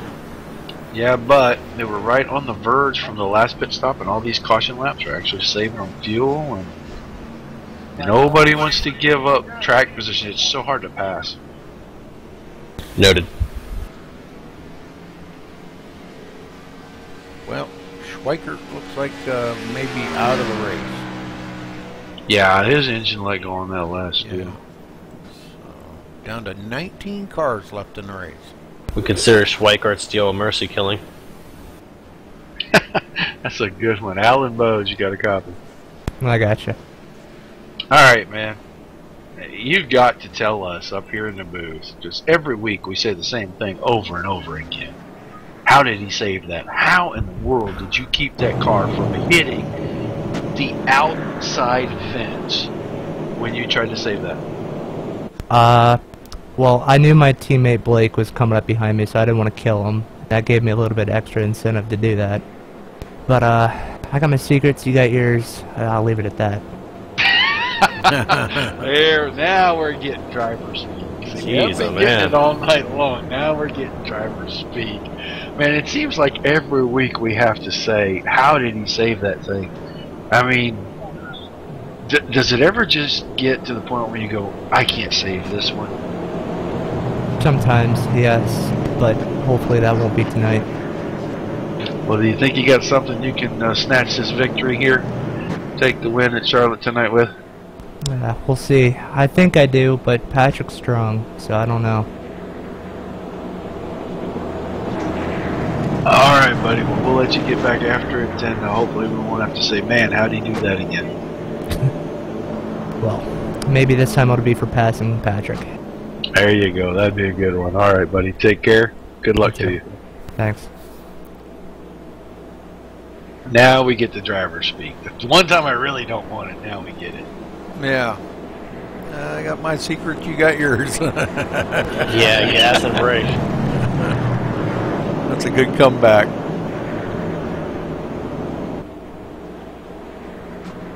Well, we're still pacing here, it looks like. Unfortunately, I'm about a lap behind you guys, so I'm trying to keep up here. Well, we got about a lap to go. Rudy, I'll tell you what. We haven't talked to him. Man, he's been doing a hell of a job. Why don't we grab Blake Knight real quick and see what he has to say. Let you run right here. Are you down on the track?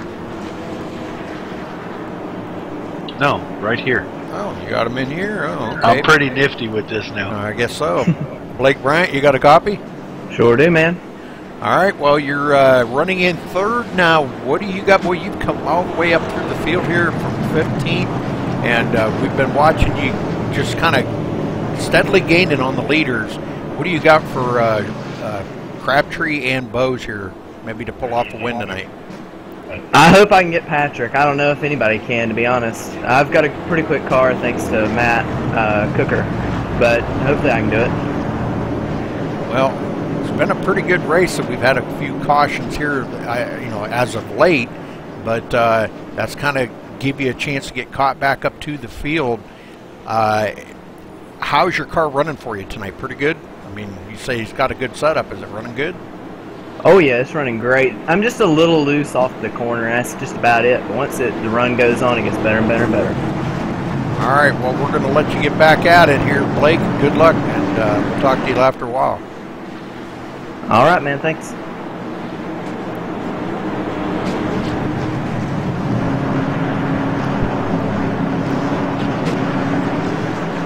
All right, about to restart this. Still got the same front row. Crabtree on the inside, Bowes on the outside. Pace car in. Let's see if he holds him down a little bit. Yeah, he's going to hold him to the last second here. Green flag is out. Bowes had to actually wait a split second here. That's going to jam up this field. That's going to be a big wreck. Yeah. Yeah. Oh, yeah, that having to wait so long is jamming up the field. And that was Nathan Sedlick I saw right in the middle of that. Logan Sheets into it as well. Boy, oh boy. Right on the start, too.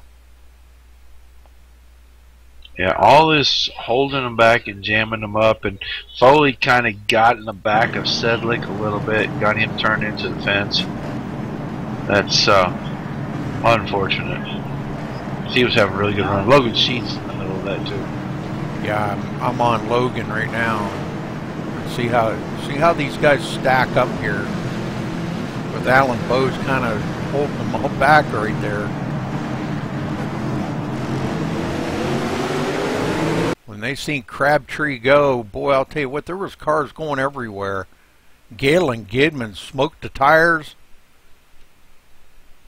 And who the heck was that? Yeah, Nathan Sedlick. Oh, man. He's the one that got into Logan Sheets. And that wasn't, that was, let's see, who was that in front? Yeah, that was, you're right. That was Johnny Reed Foley getting into Nathan Sedlick right there. Yeah, and his front end is destroyed now on that car. Boy, this has turned into a pretty ugly race, and we started off so clean. I'm not really understanding why we've changed our restart so much and everything we're doing. It's just causing too many cautions this way. Yeah. Yeah, there was a whole lot of bad on that last one. It was pretty bad. And you could see it coming because Bowes was about a half a car in front, and you knew he was going to have to wait, and Crabtree was going to have a gigantic advantage right there. And everybody was trying to anticipate, especially that outside line, when he was going to go, and it just never works when you try to do that. Yeah, that Accordia effect killed everybody. Matt Spangler and Foley on pit road, and Nathan Sedlick. I still have not seen Nathan, so I'm thinking maybe he might have taken his car behind the road. Yeah, he has exited from the server. The engine let go as soon as he hit the wall head on there on the stretch. Unfortunate for him. He's just not having very good luck this season, but every time he's having a good run, something really weird seems to happen. It causes him some issues. Seems like right now it pays to be in the front of the field and nowhere in the back. Fifth on back, it's a minefield. Yeah, that's about it. That's very well put there, Joe. Minefield. I like that. It's just unfortunate. I mean, we started this race and went the first 25 laps under green, and since then we have not had any real runs of more than 7 to 10 laps probably. Yeah. Kind of got a run from about lap 50 on to about lap 70, and that has absolutely been it. But I mean, 2 good long runs, and then everything else has been broken up by a 3 or 4 lap, 5 lap run and a caution. 1 or 2 laps and a caution. The last 2 have just been immediately after the start, so guys are going to have to give each other just a little room on these restarts. That was caution number 7. Wow.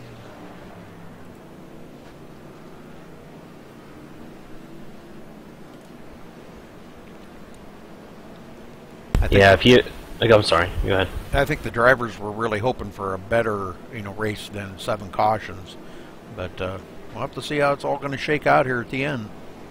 I was gonna say we've had 7 cautions over the last 60 some odd laps. That's pretty rough.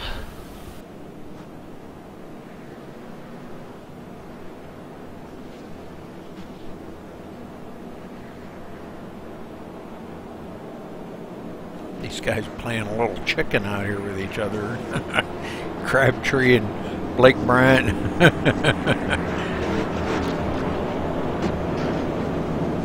It's like, no, get behind me.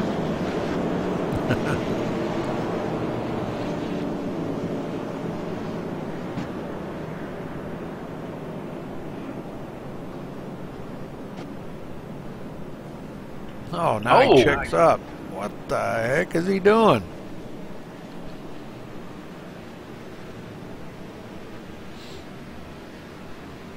Yeah, that's getting interesting to say the least. Yeah, I don't know what's going on. Man. He took some damage for that, too.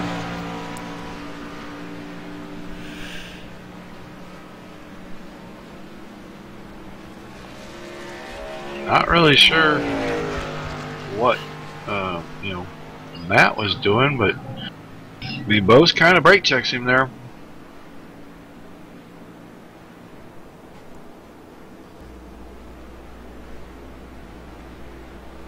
Well, these guys are going to have to get their mufflers together there, and for a better word, and no more of that checking up stuff, because boy, that really caused havoc in the back part of that field. Yeah, it did.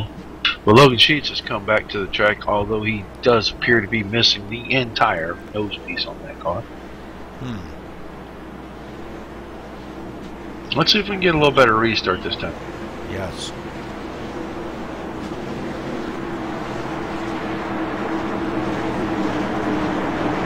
Pace car is about to leave for pit road.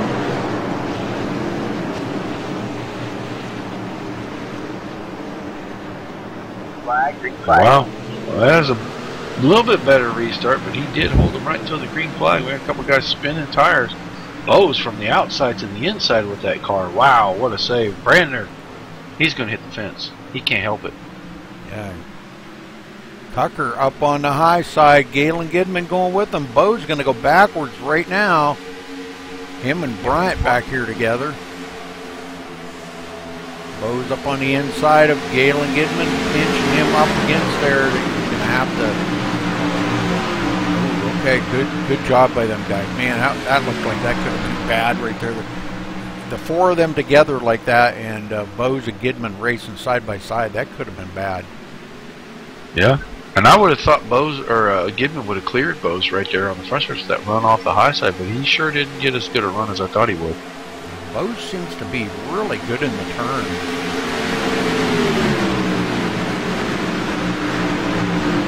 See, right here, I thought Gidman's run would get him clear, but man, Bose's car's so strong. In the meantime, Crabtree's checking out. Tucker trying to keep up with them. I don't want to lead this battle right now here between Bose and Gidman, but... All right, now Gidman clears him. Yeah, there we go. Tucker actually looks like, oh, right until he wiggled right there, it looked like Tucker was closing in on Crabtree a little bit. Boy, that was a huge wiggle off the floor. Yep, and that let Gidman close right up on the back bumper. He's going to have to keep working with Bose here, though. That man, Alan Bose's car is really fast through the center of the corner.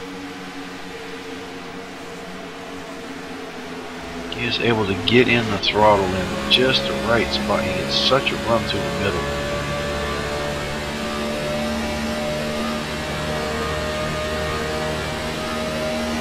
Bose keeps looking like he wants to take a peek inside of Gidman. Right now he does. Yeah, and Gidman looks like he's tight getting to the center. Gidman Blake Brown's back up. Yeah, Blake Brown's going to try to pull him by there, too. They're going to touch. Oh, man. That's not good for either one of those guys. No. Gidman just about put the DuPont Chevrolet right into the fence there. Yeah, he probably need to go ahead and just settle back in here in fifth position and just ride this out. We still got about 30 laps to go. See if maybe the car will come back to him a little bit. Maybe Bryant's car will give up just a little bit. Oh man, Matt Cucker loses heck off of 4 again. Now he's going to give up second to Bose. Yep, Bose is going to be setting his sights on the leader now. He's right there within 9/10 of a second. But Crabtree said he had something a little bit of a surprise for us to finish this thing up. I don't know. We're going to have to see how this is going to play out because Bose hanging on 1 second behind him. We know Bose's car is good on the long run. So Logan Sheets' car on pit road again. Matt Spangler's about to overhaul Michael Livey here just in time.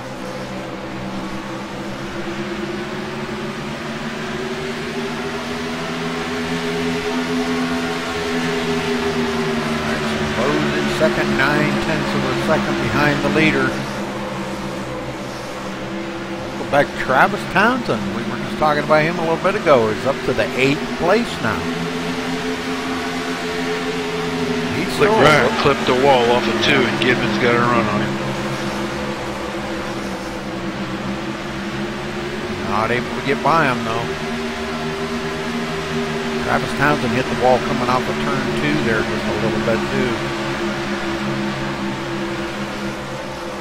DeAndre Artis, another one we ain't talking too awful much about tonight, running in the 9th place. Got Johnny Reed Foley not far behind him, but Foley almost into the fence right there.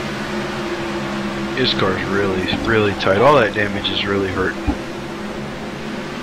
He's trying to keep up with these guys with no damage, and he's got that damage on that car. I mean, it's just really messing him up right now. Gibbon got past Blake Bryant. He wiggled off a 4, and Gibbon had to run and got by him.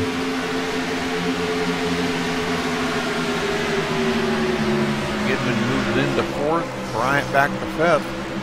Matt Spangler in 6th. And he's steadily been inching up on. Ooh, Gibbon really loose off the 4, but Spangler's been inching up on these guys for the last few laps here.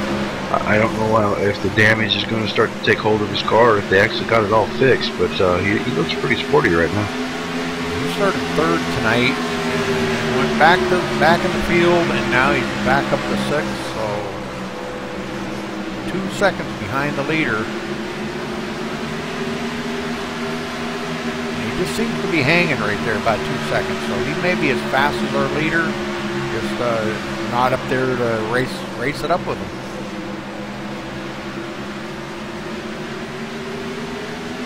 Bose has started to inch his way in on Crabtree. Yes, he is. Now down to 0.4 of a second. And this is about where we see Crabtree's fall off, right in here. And Bo's car just seems like it just comes to life. Now, you know, getting up to Crabtree's one thing, but getting by him could be another. Guys, we're coming down to about 23 to go here. 22 next time, I believe. Spangler has gotten around Blake Bryant. Spangler, boy, he is really inching his way up, isn't he? Yeah, he really loose there, and Bryant's going to get this run down the inside, trying to take that spot back. And that just shows you how close these guys are running them things on the edge right there. Spangler loose again. And he hits a wall. Just going into 3, just tagged the wall a little bit, Spangler did. They do not want to give these spots away. They're so hard to get back. Yeah. And the longer they stay side by side, the further away from them two Gibbon's going to get, and he'll have a chance to maybe hold on to that 4th position. Spangler losing it into Big Red. That'll give us caution. Oh, we got other cars. Oh, Travis Townsend. We got a bunch of cars into it. Evan Matvieko into it. Oh, man, we're going to have to go back and check that out because that looked pretty rough. Yeah, him and Blake Bryant were battling right here. Yeah, and it almost looks like they touch, but there's so much distance between the 2 cars. I'm sorry. Between those 2 cars, I kind of feel like that looks like that could be a little driver error or maybe a net code. That's an awful long ways from net code there. Oh, yeah. Or maybe Matt might have felt it going loose on him and took it up the way up the hill. I don't know. Oh, right there, Michael Libby gets into him hard. And this is where he kind of goes back up onto the track trying. He's got the wheels locked up, but it's just not stopping. Oh, and then, an absolute clean shot from DeAndre Artis. Oh, yeah. He had nowhere to go, could not get the car stopped. And that knocks Spangler down into Travis Townsend, who his engine immediately lets go and he kills the inside fence. And so we're going to have a lot of guys tore up here. Townsend hits the inside wall. And Evan Matvieko comes along and clips him too. So, man, everybody in the back part of this field getting a piece of the action.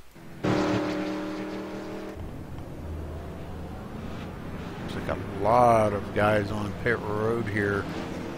Crabtree, Alan Bowes. Alan Bowes, huh? He must have. Well, how slow is he off pit road? Yeah, I don't. Maybe he got a hot dog while he was in there. No, because he was in there 15.1 seconds, but just these other guys only took 2 tires out ahead of him. Crabtree, I think Brandner did. Crabtree, Cucker, and Foley only took 2 tires.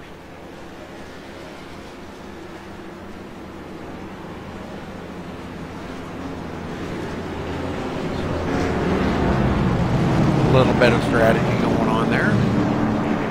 Interesting. Crabtree maintaining the lead for right now. And, you know, like we said, we know he's good on new tires, but only taking 2. I don't know. We'll have to see what that's going to do to that car. We hear stories all the time, Roger, but we don't know if they're true or not. You know? Oh, yeah. I've never went out and experimented with that, you know, just putting 2 tires on it sometimes makes it run a little bit better, but we've heard guys say that some say it does, some say it doesn't, so I don't know. Yeah, I think we get split info on that. Have you ever tried it? I mean, technically tried it. Technically, yes. Actually, maybe. Practice, we ran a few laps. I tried 2 tires. I really didn't care for it too much. Yeah. Well, looks like Travis Townsend, DeAndre Artis, and Matt Spangler are all out of the race now. Yeah, that's pretty unfortunate. Townsend was having a pretty good run there. Yeah. Matt, you know, there was a bunch of guys that were going to get good finishes just by the attrition rate of the race that got taken out in that deal. Johnny Foley has moved his way up here.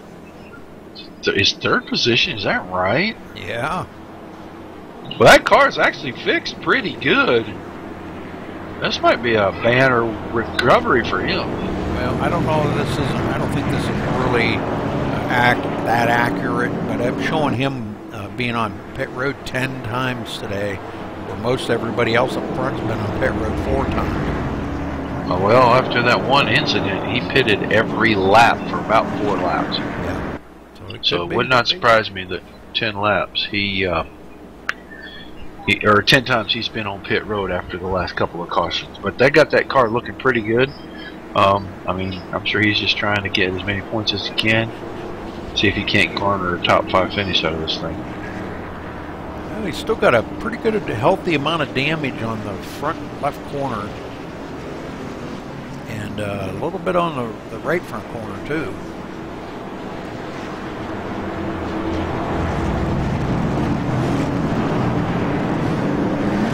Real quick, just before they go green, I'm going to check this out and see if we can see some of that damage down there. Well, no, you know, you are right. I guess he does have pretty much most of that fixed up. Looking at it, it's just got I mean, you can barely notice the damage. There's just some like scrapes on the paint, about all it is. We have about 13, 14 cars out here now. Yeah, about there. It's about half of our field. 15 cars. Okay, Crabtree going to bring them to the line, Roger, and we're going to get this thing off and going again. Hopefully for the last time. Only going to have about 16 laps to go this time. Yes, sir. Bo's going to have to go hard if he's going to go, because Crabtree's got a big advantage right now, especially with Cucker right there. Pace cars ducking off.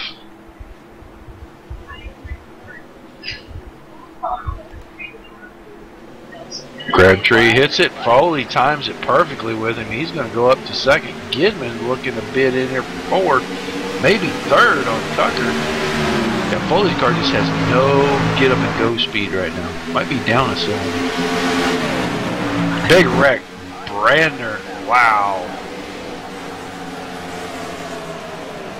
I just saw Thomas Brandner was kind of in the middle of that. I'm not sure what happened. Well, we're going to go back. I didn't see that much damage on Brander's car, but well, yeah. I just glanced at it. I didn't really look at it. Let's see what he does here on the restart. You know, that's hard to judge, but it looked like maybe the 14 might have got loose middle of the corner there, and Brandon just closed on it.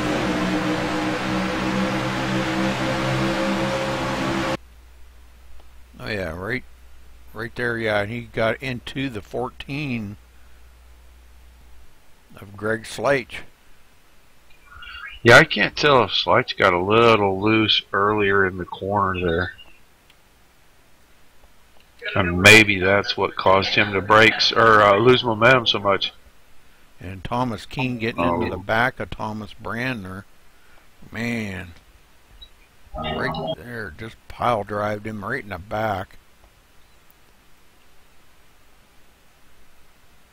So, alright, well. Thomas Keene. Big rash. Pit road. Yeah, big rash of cautions here towards the end of this race. Really marring what was a really, really good race. No.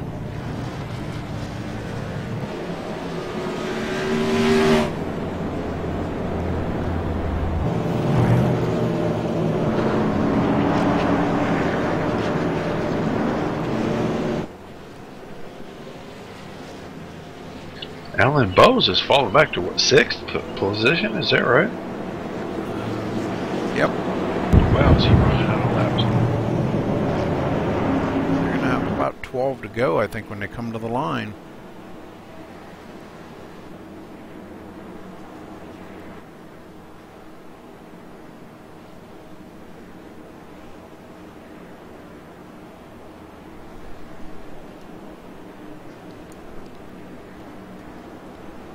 Well, this might be just time here for just a quick break, Roger. All right.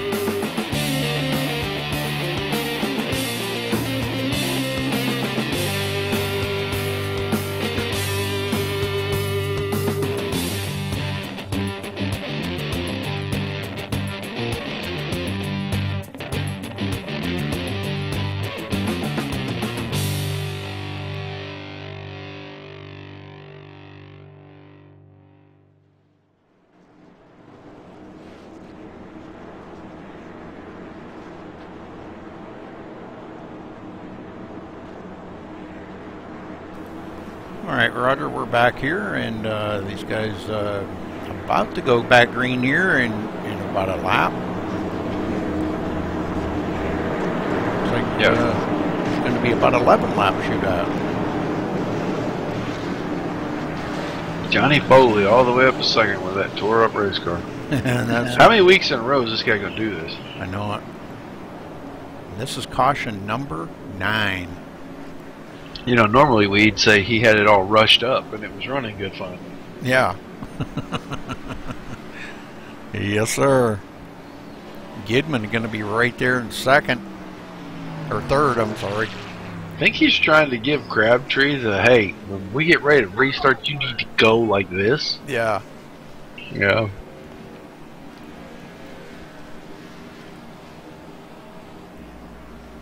Well, we might see him give Crabtree a little shove down the straightaway there. to get that thing going. I think that's what I would do. I'd just be right on him, shoving him down the front stretch. When that pace car ducks off, I'd be all over him. Yeah, there's a lot of I don't know. These restarts are really weird. The last one was a pretty good one. The one before that was okay. The one before that was kind of around. They're holding everybody down so much. It's really dangerous. It's conducive to a bunch of yellow flags. You might see him pull a surprise out of the hat right here and just punch it when that pace car ducks off. You know, it's about time somebody did that. Well, Goodman better be paying attention if he wants to have a shot here. So, pace car's about to go. Foley timed it up. Oh, he got really loose. Crabtree's going to hold the lead, but Goodman's going to have a shot at Foley right down here in turns 1 and 2 because Foley's car was so loose he had to gather it up. That might...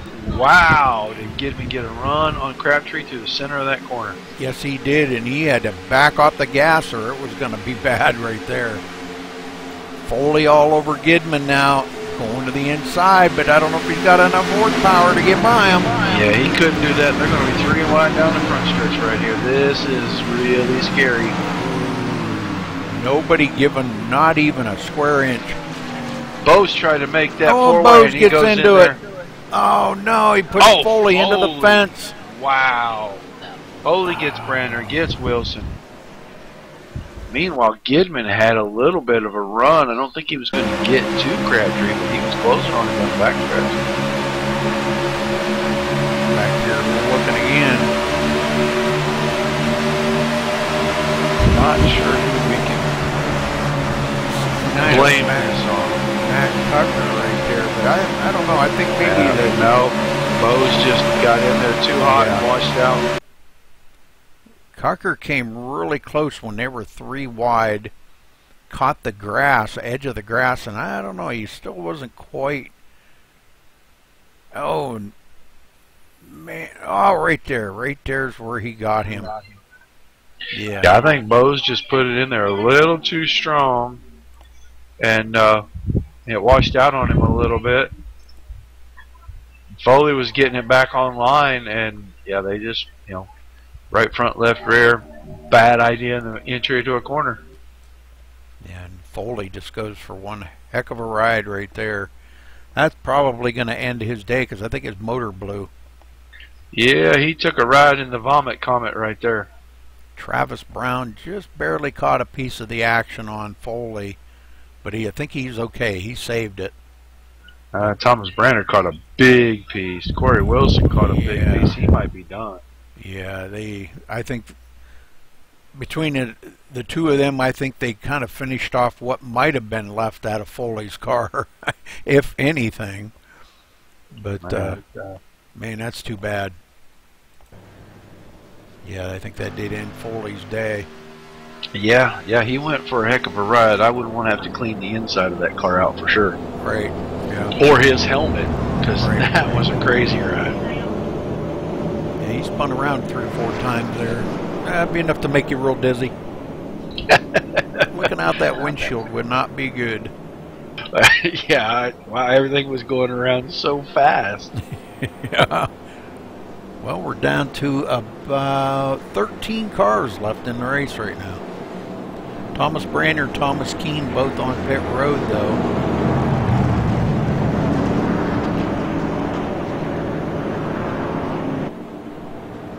Well, this is going to be a pretty short shootout right here on this restart.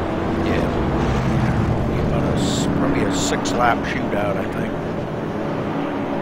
Yeah. Hopefully it stays green, and Crabtree's smiling from ear to ear right now, thinking, well, these guys are going to race it up behind me while I get away.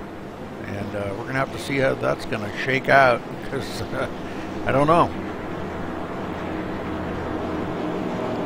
Well, Rudy, I think they've checked out Mr. Foley and cleaned him up pretty good, and I think he's right here with us. Oh, boy. Johnny Reed Foley, what happened out there, buddy? Everybody's going as hard as they can. Nobody wanted to lift going into turn 1. I don't know if you guys got a good view of it or not, but yeah, we went off in there 3 wide, and the 51 was trying to, you know, get as close to me as he could, and I was trying to keep it as close to the center as I could, and 18 didn't hold his line, got up into us, turned us, and we got drilled by people that just didn't know when to lift, I guess. I don't know. Well, it looked like your engine might have let go just before you got hit by those other 2 guys, because I seen the big old light bolt come out from underneath that car. So your engine may have let go just before they hit you. So you might not have been able to finish anyhow. But other than that, we've had a lot of cautions out there tonight. What do you attribute all these cautions to? Aggressiveness and people not knowing how to set the car up for this track. It's such a difficult track. And you think you don't hit the right line, if you don't angle it in, then you start building your setup and you don't realize you're just building the thing way too freaking loose. Then everybody's snapping around, they're trying to overdrive because this track has so much grip. It just has too much, and people, they get in over their heads. And that's exactly what occurred, I think, a lot, is just everybody going for the same piece of real estate. Well, you're going to get a top 15 out of this no matter what. But I did have the points here. Let me look at it real quick. Let's see. You are back in 10th in the points, so it's not really going to hurt you anymore, but it's not going to help you gain on the leader any either. Well, we're not going to try and gain on the leader at this point. We just want to get into the chase. Luckily, last week was a huge, huge relief.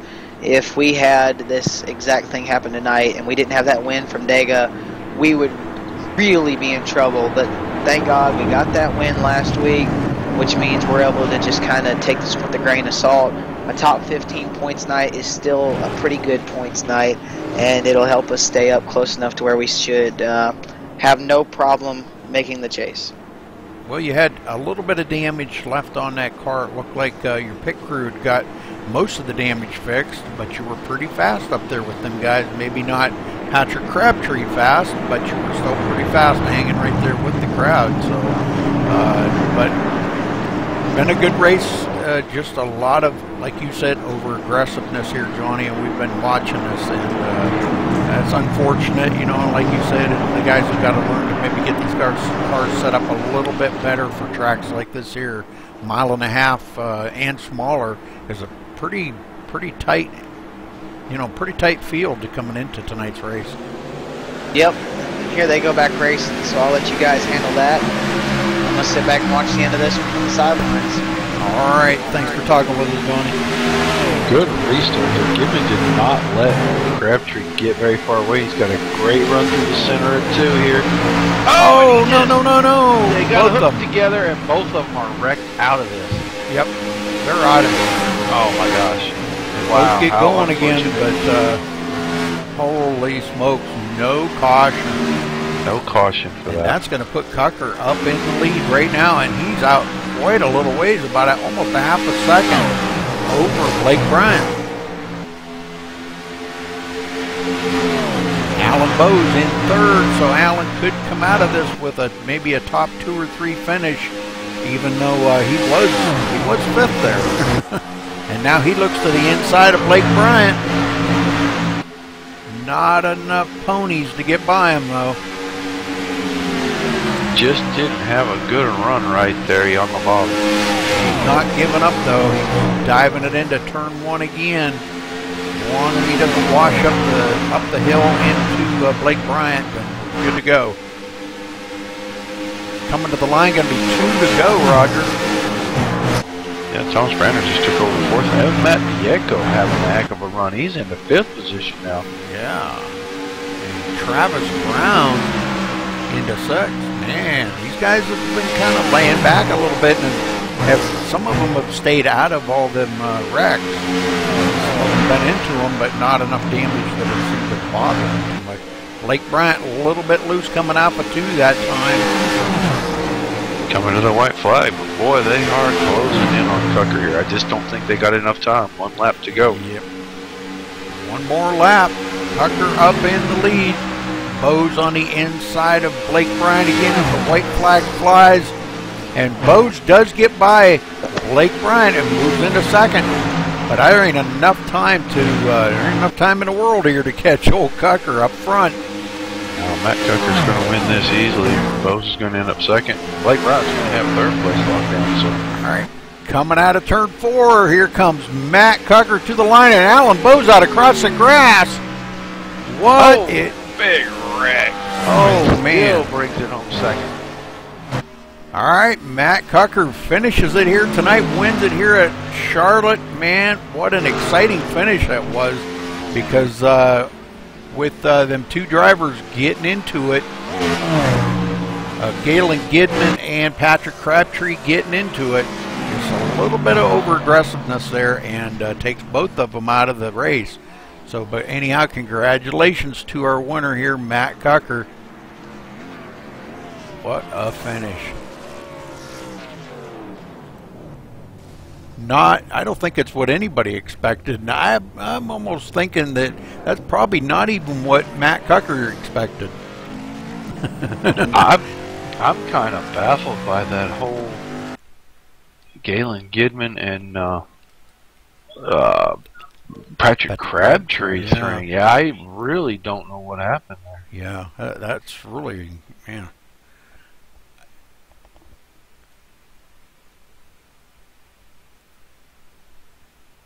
All right, looks like Cucker going to turn it around and go backwards around the track. The old Polish victory lap, maybe? No. Alan Bose sitting there. So anyhow, Roger, did we want to talk to these guys in TeamSpeak here, or? Yes, we do. There is Mr. Cucker. All right, Matt Cucker. Did you think you had it in the bag here tonight, or was you just going to try to finish the best you could? And when you seen Patrick Crabtree and Galen Gidman get together, I bet you had to been smile from ear to ear. Oh, I was, man. It was great. I mean, the car early on was really bad, and then finally I made some adjustments, came back to it. I mean, it was just a good night overall. It sucks for Patrick, though. But, I mean, hey, anything's good happens. You know, Fastlane Motorsports finishing 1, 2, 3. Hey, man, it was a great night. Well, it looked like a pretty exciting finish, but how was your race overall all night long?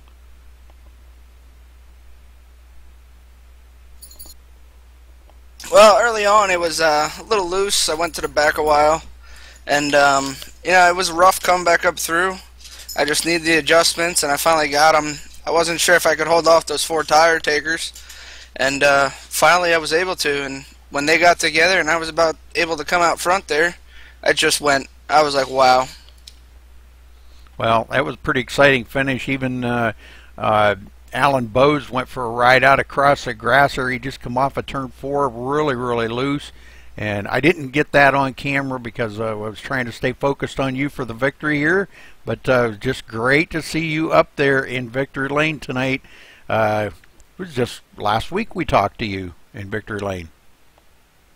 Yes, sir. So, I mean, it's just feeling great. Yeah. Now, that was in the truck series, I believe, wasn't it? Yep. Yeah. So, now tonight you got a Gen 6 win under your belt. How does that make you feel? It feels great. Hopefully this will lock me in the chase and just keep coming back with good finishes. Very good, very good. Well, anybody you want to say hello to or give a thank you out to, Matt? I mean, I just got to thank Fastlane Motorsports. Without them, I mean, we wouldn't be up here battling for the win every week. Absolutely. All right, well, thanks for talking with us, Matt, and congratulations to you on your victory here tonight. Roger? Alan Bose. Hi.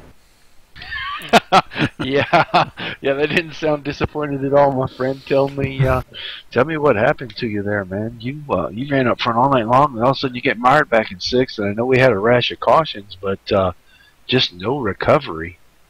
Yeah, that caution was partially my fault. I was racing Foley. I think we were 3 wide with Blake, and I think I pushed up the track and wrecked Foley. So I'm sorry for that, Foley. That was not my intentions. But yeah, we had a good car all night. Matt built an amazing setup, and disappointed that we got that right front damage, but I'm happy that we got a 1-2-3 finish for the team. Well, it seemed like, you know, the beginning of the race was really good, and we got a really nice run somewhere in the middle there, about from 50 to 70, but you know, we got a caution there lap 70, 71, and since that time it looked like with 50 to go, everyone just thought it was, you know, the last restart, and I have to get everything I got to get now. And nobody was willing to give an inch, and we got a really big rash of cautions there. Is it kind of how it looked from being out on the track? Yeah, considering some of those cautions may have been my fault, because I was spinning the tires so bad, and there was one caution I spun the tires, shifted into third, and then my finger twitched and it shifted into fourth. So I stacked a lot of people up there, and we got a caution because of that. So I guess my car is good color for tonight, yellow.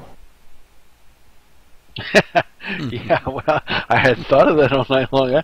That's pretty good. You still had a good run. You come home second. I mean, you know, you probably had an opportunity to win the race tonight, but the cautions really hindered you. Obviously, you know, your teammate goes on to win the race. So, you know, you guys got to be pretty happy with finishing 1, 2, 3. Oh yeah, definitely. Well, anybody you want to give a shout out or a thank you to? No, I gotta thank Blake and Matt for racing. Matt for building an amazing setup. I know we had a couple guys back on the team that were watching, and a couple of friends that were watching, so I gotta thank them. And thank you for putting on such an amazing broadcast. All right, buddy. Well, we appreciate you talking to us. Congratulations again, and look forward to seeing you guys next week. Rudy? Go ahead, take third there, Blake, if you want to, Roger. Oh, that must mean you're busy. Blake, you still here, buddy? You got. I got you. Well, we talked to you there towards the end of the race, and you thought you had something to go challenge with. You end up coming home third. Kind of walk us through the last few laps, especially that restart there when you know, Crabtree and Galen Gidman really kind of got together and kind of opened the door for you to take that top 3 finish. I knew when Patrick and Galen got tangled up that I would have a shot to maybe catch Matt, but it's hard to hold off Alan doing anything. And Alan put a perfect move on me going into 1 on the last lap, and I just couldn't do anything from that point on, because if I didn't back out, I was going to nail the wall.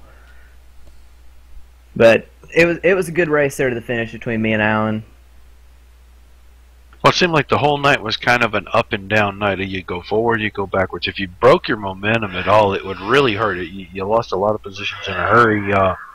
You know, a lot of guys started to get more aggressive once they realized that, I think. Is that kind of how it felt? Yeah, I just tried to put it in every hole I seen that I could get into that was safe. That was the big deal, was trying not to cause crashes. But I sadly did cause one. I think I net-coded Matt Spangler. That was not intentional at all, but yeah. Well, when everybody's kind of not giving and there's a whole lot of taking, we're going to see some cautions like that. But all in all, it seems like as a team, you guys had a great run tonight. And, congratulations on the 3rd place finish again. Do you got anybody else you need to give a shout-out or a thank you to? Pretty much Matt and Alan and everybody here at the MaxSpeedTV. Thanks for the great broadcast. All right, buddy. Appreciate your time. Welcome, man. Rudy? All right, Roger. Looked like Patrick Crabtree did lock it up for the most laps, though. Led with 76 laps tonight. That's pretty amazing feat out of the 125 laps that they ran. And we only had 2 other leaders. Alan Bowes led 32 laps, and Matt Cucker led 5. So pretty good deal. They did have 10 cautions though on the night, and 11 lead changes amongst those drivers. So that's pretty awesome stats. Let's get down stats. Before we run through, yes, Rudy, before we run through the finishing order, I have got to ask both Galen Gidman and Patrick Crabtree, what in the world happened on that last restart? I don't care which one of you feels that. Somebody tell me what happened, because I am baffled how you two ended up in the inside wall. And they were both here. I don't think they're talking. I'll let Crabtree go. Not really sure. I guess Galen had a huge run and just tuck it right through my back bumper. That's about all I really know. Yeah, from my perspective, I had a big old run and coming off 2 and If you want to watch the replay, I'm closing up gradually, and then the last foot or two I get instantly. So at some point, at some level, his momentum, was less than it previously had been, and in that situation, there's no time to react, and it's 5 to go, so you have to put yourself in that situation. So, I mean, I got a ton of respect for Crabtree. I would never intentionally take him out. Going for a win, and it just seemed like he checked up just a little bit. Well, not to defend anyone on either side, we just wanted to get you guys' side of the story, but we did see a couple of instances where there was a little bit of netcode, and it was long distance netcode. No, we made contact. Okay. It was weird. The bumpers got, we made contact and then the bumpers got, hooked. It was weird. That could have been netcode or something, but we made contact. I just feel terrible. We had a great run. He was having a great run, and I would have loved to just run it out with him for the win. I think he had a little better car on the short run, and we had better tires, so. Oh, well. Yeah, we wanted to ask and see what happened because it looked like it was going to be really exciting right there to get to the finish with you two, because it seemed like you guys kind of had evened up a little, maybe his older tires and your fresher tires, but we wanted to get you guys' perspective on it, and I feel like we've gotten that. And Rudy, if you're ready to run down the final results, I'm ready to go, buddy. All right. Well, congratulations to our winner here, Matt Cucker. Alan Bowes coming in second. Blake Bryant third. Thomas Brandner fourth. Evan Matviecko with a great finish coming in fifth. Galen Gidman, after that mix-up there with Patrick Crabtree, still finishes in the sixth spot. Michael Leiby seventh. Thomas Keene eighth. Greg Sledge in ninth. Patrick Crabtree 10th. Roger? Travis Brown comes home 11th. 12th to Logan Sheets. Randall Drake in 13th. 14th to Johnny Reed Foley. Corey Wilson finishes 15th. Travis Townsend in 16th. Matt Spangler comes home 17th tonight. DeAndre Artis in the 18th position. 19th goes to Nathan Sedlick. And the 20th position to John Schweikert, Rudy. Tyler McClintock in 21st. Joe Roberts 22nd. Brian Wilderson 23rd. Donald Stewart 24th. Keith Shaner 25th. Paul Crumry 26th. And David Butterworth in 27th. And that rounded out the field. But congratulations to our winner here, Matt Cucker at Charlotte tonight for 125 laps. He led the last lap, excuse me, and brings it into victory lane tonight for IWCR group here. He wins the Truck Series last week and the Gen 6 Series tonight, and maybe that's a good trend for him to start maybe for tomorrow night. So we're going to have to see what he does here in the Truck Series tomorrow night, Roger. We could see a three-peat winner here, 3 races in a row. You never know. That might be a league record. Yeah. So, all right. Well, that'll wrap it up for us here tonight. And thanks for watching here on MaxSpeedTV. And we will see you tomorrow night here for another round of the Truck Series at IWCR. So tune in tomorrow night at the same time, and we'll all be here ready to watch them race. Thanks for tuning in.